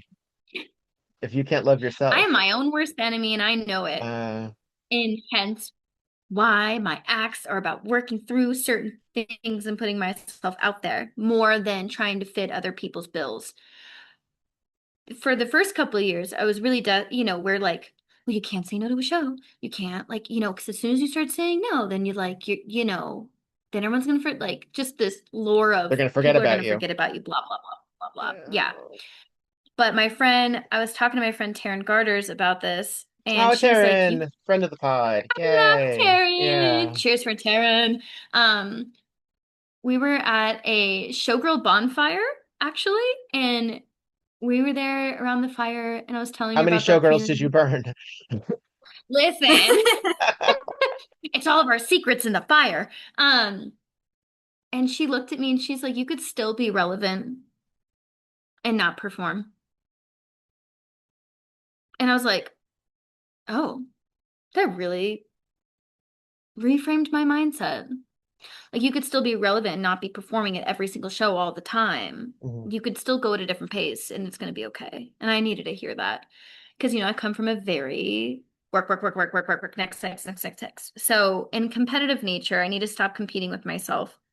And while I see burlesque competitions can be cutthroat in like online or in chat rooms or in backstage, things like that kind of energy.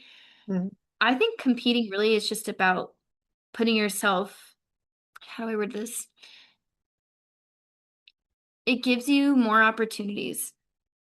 Competing gives you more opportunities and puts you in front of people that would normally never see you. That's what I think is really cool about competing. But I think one day I could definitely get to that point if once my lifestyle changes a little bit. I have an almost 13-year-old and I'm running 2 businesses. I can't really focus on competing right now, but I think it could be a fun challenge to meet new people and go to places and really learn and explore. And because I know deep down inside, I really feel like I have something different to bring to the table because I have a really unique background. And I know that people deserve to see something like that, and I'm worth putting that out there. But yeah, I got to start with me first. No, that makes total sense. I think a lot of times we do get that sort of mindset that if I'm not working, then I'm invisible or that I'm failing in some capacity, failing myself or failing, you know, to be engaging. It's that content creation grind as well. And I fall into that even after 20 years. It's part of me too. But I have to then take into account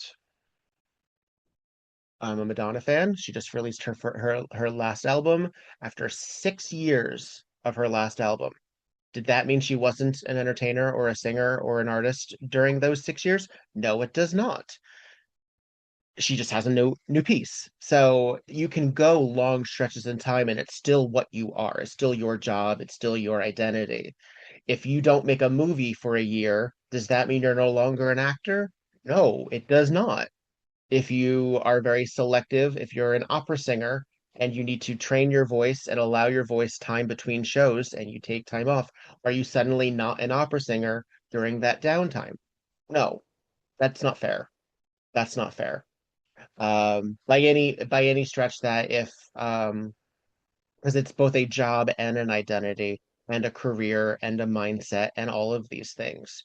Now, if you work at the post office as a mail carrier and you leave your job or lose your job or something happens, are you still a mail carrier?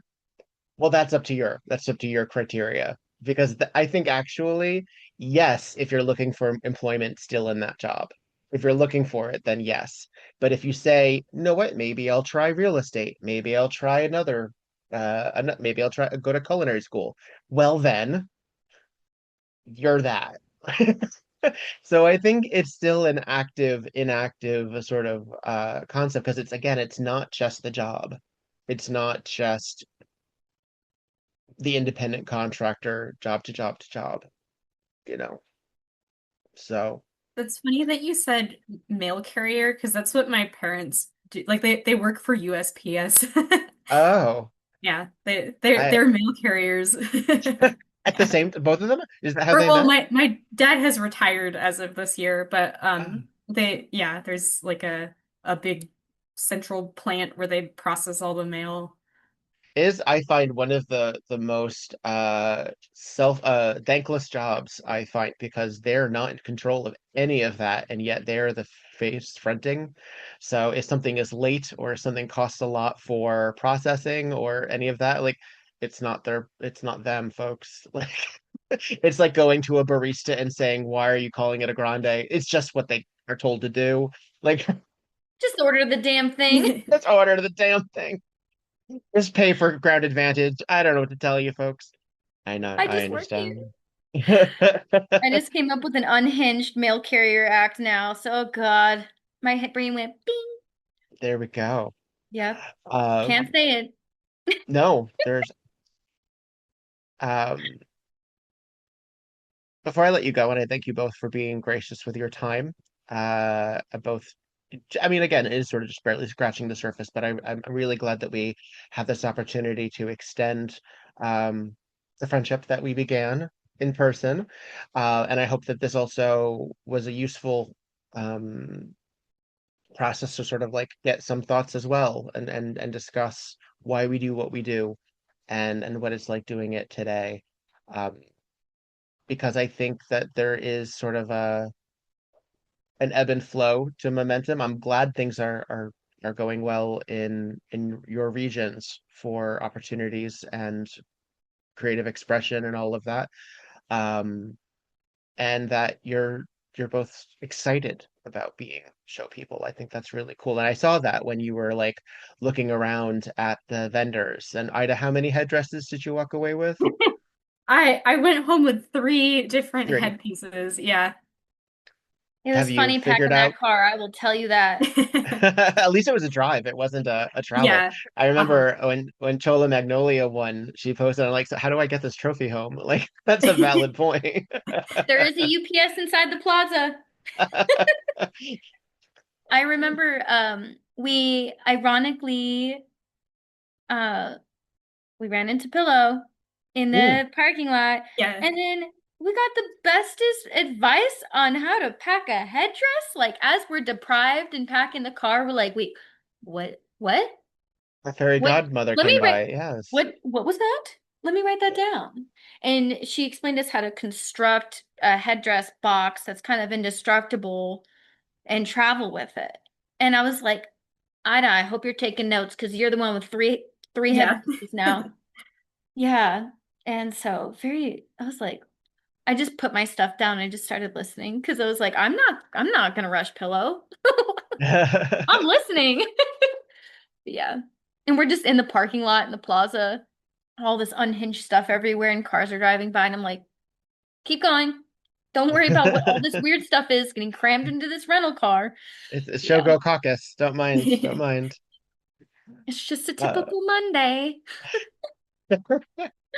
Uh, um, did you walk away with anything special, Roxy, from the vendor room?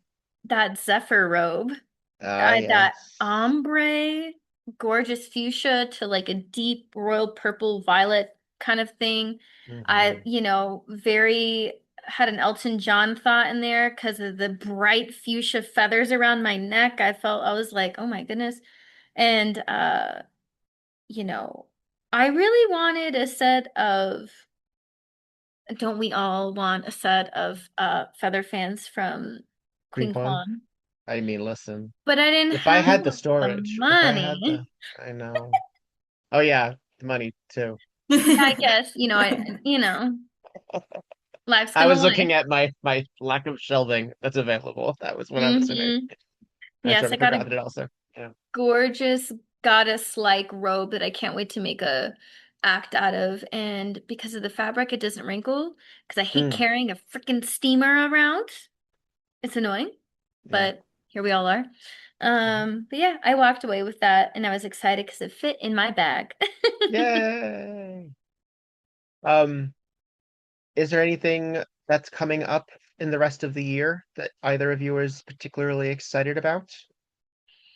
Ida, Oh, Roxy, Um, I am ex continually excited about my Cirque du Soleil monthly cast member being status. Yes. every month I will be at Cobalt Bar at performing in Cirque du Soleil, and it's a drag burlesque sideshow variety show, so that there's a lot of different things you can get out of it, which is very fun. So I bring the burlesque, and I sometimes bring Ariel to that stage, because I can bring my rig there and set it up, and it's a good time. So I have been blessed with this opportunity to get to come up with new things. I mean, I also revisit old acts and revamp them a bit.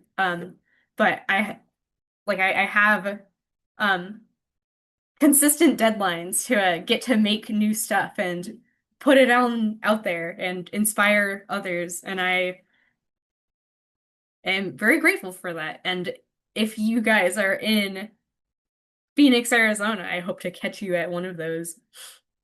Yes, we love a residency. As I long as do I, love that. as long as I can crash on your couch. Yes. Your girl doesn't want to drive 4 hours, like 2 hours there, 2 hours back. No. There might be a cat, but that's My cat Scarface will be okay. He'll be like, Mom, and I'll be like, listen. Listen, I have a life outside this house, you know. Listen, sir, he used to at 1.2. He was a street cat that found me as part of the, cat distribution system. Mm. But yes, my big black cat Scarface. Um, but I definitely want to come up. I want to, and I love Trey. I feel like Trey should submit to host BHOF so bad. That was incredible. But Victor, you gotta see Trey the Bearded Beauty. Oh my goodness. Okay, Incredible. I'm Um, into it. do it. Come What do you see. have going on coming up? Um, I have an act. I phenomenal. I took a lot of time to focus on. It was very therapeutic, and now I have another act that I'm like, oh, I'm excited to take some downtime and kind of like dive into it.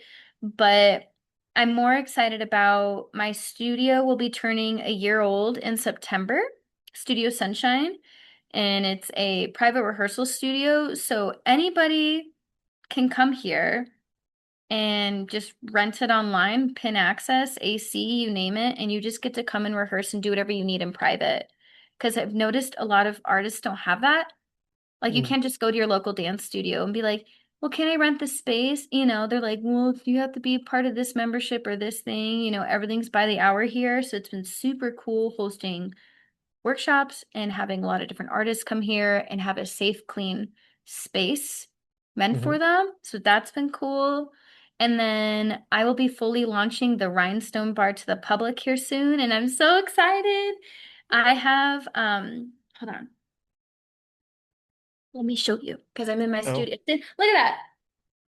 The Studio ooh, Studio Sunshine. Sunshine. It looks like Yes. your fans in that one photo. I know. Well, in the Rhinestone Bar, so I have a whole Wow. wall and continuously growing drawers of rhinestones. And so you get to come in and start pulling drawers of rhinestones. And you're like, I have this green outfit. Will this green work? I don't know. Let's put it on there. And you get to come in, set it on the Ah. table, and color match and build what you might need. Because nothing is worse than buying rhinestones online and then they don't match. They're not what you need. So we got our two gross wall over there, and then my continuously growing collection of rhinestones here for people to come in and play with the rhinestones and color match and get what they need. So I'm very excited to be fully launching the rhinestone bar. Um, Here's the showgirl wallpaper. Yes. Um, Fully launching the rhinestone bar so more artists and performers can kind of get the colors they need and And do it in person. yeah, and do it in person. Like know what you're Yeah. buying. Know what goes with your costume. Are they able to just rhinestone in the in the place like it's a Color Me Mine? Are they able to just You construct while know, they're there? I do host a burlesque open studio on Sundays, and that allows strictly burlesque performers to come in at a discounted rate to share the studio together. And so they're like, well, can I just like buy some rhinestones and rhinestone this real quick in here? And I was like, yeah, come on, like get in here. But I eventually want to put tables out in the dance studio room and where I host times where people can just come and rhinestone their heart out, get whatever rhinestones they need, and just sometimes it's hard to rhinestone at home. You Hmm. know, you're distracted by the dishes or things you got to take care of, or you got pets or you got kids, and you're like, oh my God, leave me alone. So yeah, I'm very excited about the Rhinestone Bar more than anything. It's been very Yeah. cool to hear everyone's Do you find excitement. that zen, or are you a rhinestoner, or do you prefer if other okay. Not everyone loves it. I mean, I I love find it. I And mean, I as love a color theory and all it's like home for me, honestly. yeah, are you an embellisher, Ida? Yes, I love rhinestoning. It's very fun. It's like it gives me the same feeling as like doing a puzzle, you know? Mhm. Where you're You just have to like wear the puzzle. doing it like it's kind of the same thing, honestly. It's Like very taking similar, yeah. pieces and then Or putting like them those coloring together. books. Yeah, yeah, Yeah. yeah. I could see Yeah. I wouldn't have my businesses if it wasn't for me starting burlesque. So it's such a weird hindsight, like really proud of myself for pushing myself because now I get to lean into community more and provide a safe space. Because in Tucson, like it's really hit or miss. And so to push myself further and create space for others is such an honor. And that. I just get to keep having more and more new adventures and experiences with the community. So, but yeah, very, very, very excited to launch the Rhinestone Bar to the public. So, Nice. Do you have a opening date? no, well, she's already open, but it's kind of like word of mouth. But Mm-hmm. I'm hoping in the next month I can launch my Book Now button, which allows people to go on my Instagram and book a color matching session where I meet you here and you get to come and play with all the rhinestones. So Where very, where do you have like Instagram that folks can follow to see what yeah. when? Yeah. Studio Sunshine is Studio Sunshine AZ, and then the Rhinestone Bar is the Rhinestone Bar. Got So, it. and I'm setting up as much as I hate Meta. I'm in the middle of switching platforms for my shop, so that way people can shop on Instagram and Facebook directly. If they find something they like on the platform, they could just check out and shop there. And you of course have your own performer socials. Yes. Uh, Let me triple check because it's a little weird to say. Do do do do. So it's Roxy's Sunshine. So it's Roxy Sunshine, but with two S's. Roxy S Sunshine, basically. Yeah, Yeah. Roxy's Sunshine. Yes. How about you, Ida? Mine How do we is keep in touch with yours? Ida.banger.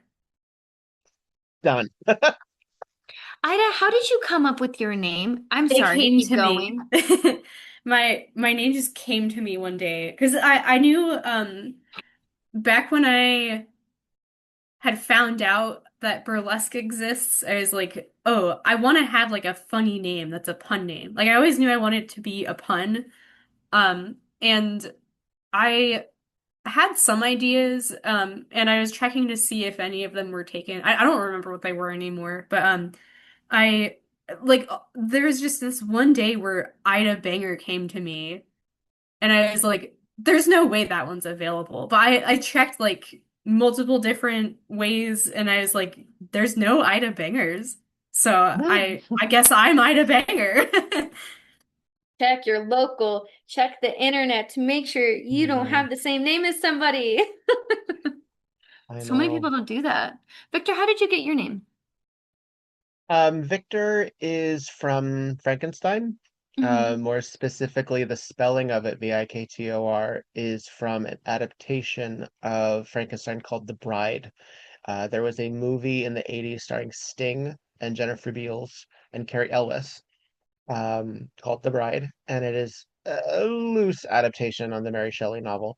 And I really liked the name Victor, and it was the name of the monster in that one, actually. The in the book, Victor is the scientist, and it's spelled Viktor. And I actually own the DVD to The Bride.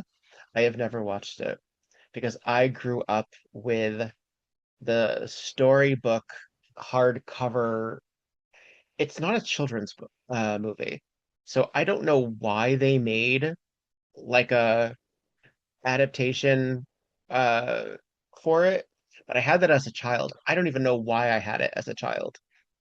I must have picked it up at like the Strand or like a one of these many bookstores that I would go with my mom, and I probably just looked through it and said I want this, and I got it, and I would read it over and over again, over and over again. I was fascinated with it. The reason I've never watched the film because I'm afraid it won't live up to it. But I do own it. Maybe one day, you know what? Maybe for like a special content for We Burlesque, I'll actually sit and watch it and people can Live watch it react. with me. Basically, yeah. I'd love to do more movie nights. I used to do that during the pandemic. Um, but the Devon, I don't know. I needed a last name and I said it and it never changed. It's not a pun, it's not a reference, it's not meant to evoke divine. It's not meant, it's just the last name I picked. Um, and it does not exist in the world. There are no Victor Devons, except me. There are other Victors in burlesque, many who have come after me. I don't know if there were any before me, but I did start 20 years ago, and the internet for burlesque listings was not quite the world that it was back then. And then White Elephant Burlesque, which was created at the same time as Victor, essentially, comes from the concept of a white elephant being essentially a something that you throw money at that will never return on investment. So it's kind of a self-aware acknowledgement. It's sort of a lot of people use it as like a old mansion in like the Hollywood Hills where it constantly needs updates, constantly needs maintenance and upkeep, but it will never be the value of what somebody will pay for it. And it comes from an Indian expression of basically where they are sacred animals. You can't use them as beasts of burden the same way that you would other other towing animals or other animals like donkeys or horses or you know however they could be. And the idea is that there's a anecdote that a royal figure to fuck with a discourteous representative gave him several white elephants, knowing that he would have to take care of them because they were sacred and they were beautiful and wonderful, but he couldn't actually make money off of them, so he would probably go destitute. It's yeah. It's another reason that we have like things called like white elephant parties where it's sort of like a Hmm. regifting situation too. It's not based on the white elephant regifting concept though. That I learned about actually after we named ourselves. But my co-director at the time and I also thought we burlesque as a concept was really cool. And we were the White Elephant Burlesque Society because we were a troupe at one point, besides a production company. So we were webs as well. People would call us webs. Ooh. Yeah. And, I remember I came up to you on Sunday at BHOF and I was like, I was at the Zoltar and I pulled the white elephant ticket and I was like, what the hell? Do you remember that, Ida? I was I like, what do. the I hell? remember. Oh my God. I do love me the elephants. I do collect them sparingly. I don't like seek them out, but if I find them, I'm it's hard for me to say no. Yeah. Well, But you're meant to be in my path because, like I said, I've never pulled a Zoltar ticket card reading that had a white elephant on it before, and I collect them. Every time I go by a Zoltar, I have to get one. So I have years worth of. It's not like I see them often either. So I was like, no, the concept of those I think has really passed. A lot of like boardwalk yeah, institutions are not the same. I find them Well, comforting. but yeah, that was like the long form version of where I don't actually mention it a lot, so I thought for everyone at home, if you were wondering, there you have it. Uh, all right, darlings. Well, thank you so much. I will tag you in all of the things so that people can keep up and so that I can keep up with your goings on. I do love the Arizona scene. I've had a number of Arizonians on the pod from Taryn to Olive you more was recently on. Um, Matt Finish has obviously been on. Desiree is a sweetheart. So I'm very glad. Itza has also been. So I like. I've noticed what happens a lot is that when I visit a location, invariably the pod becomes very full of folks because I've met them there. So when I Mhm. did the Arizona Festival, it was like, oh, suddenly there will be an influx. But since I met you out of state, it's even more exciting that you have joined the collective. I think But that's I'll get pretty back at some cool. point. I'll get there at some point. I mean, I Phoenix is a little easier because it's a one flight situation. Tucson requires an additional 20-minute flight from where I come from, Hmm. but it's not far at all. So I'll make my way back. Making my If way down there to if you have any Tucson. recommendations where I should find myself, I'd be happy to. Um, we'll be well, thrive. Thank you for being with us and go out into the world and keep doing the amazing things. So Thank thank you you. so much. Thank you Thank for you, holding Victor. space. Yeah. It has Yeah, been pleasure. such a pleasure. Right. It's also Well, very darlings. fun. Yeah. Well, that's the thing. That's the thing. It's like that's really what this podcast is. It's like, yes, it's content. Yes, it's kind of monetized. I make like $100 a month on Patreon, which is nothing. But that said, actually, folks at home, if you would like to support the podcast, you can go to patreon.com/we burlesque and get a few exclusives as well as have an easy way of constantly paying my server fees. Yay. Hey. But yeah, I don't this was a really beautiful experience. I was nervous at first, and I was like, oh, I am intimidating. you're so intimidating. Oh, I Stop am. it, Victor. No, I can't help it. All right, darlings. Mwah. Have a good rest Yeah. of your evening and day and weekend, and see you around. All right, cheers. Goodbye. Bye.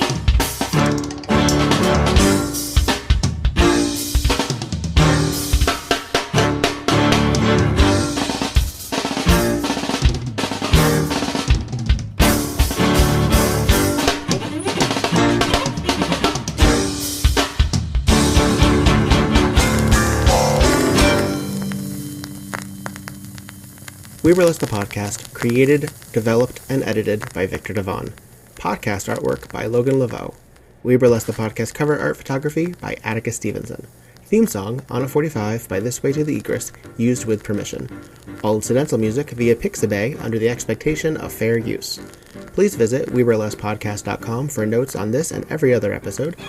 Follow We Burlesque and Viktor Devonne on just about every platform, and support the podcast via patreon.com/We Burlesque. Don't got the cash? Please follow, subscribe, and give 5 stars on every platform you can get your hands on. It really does help. All original material is owned by Viktor Devonne and White Elephant Burlesque Corporation. All other materials property of their respective copyright. No infringement, while likely, is intended. This episode and all episodes thereafter are in memory of Lucky Charming. Miss you, friend.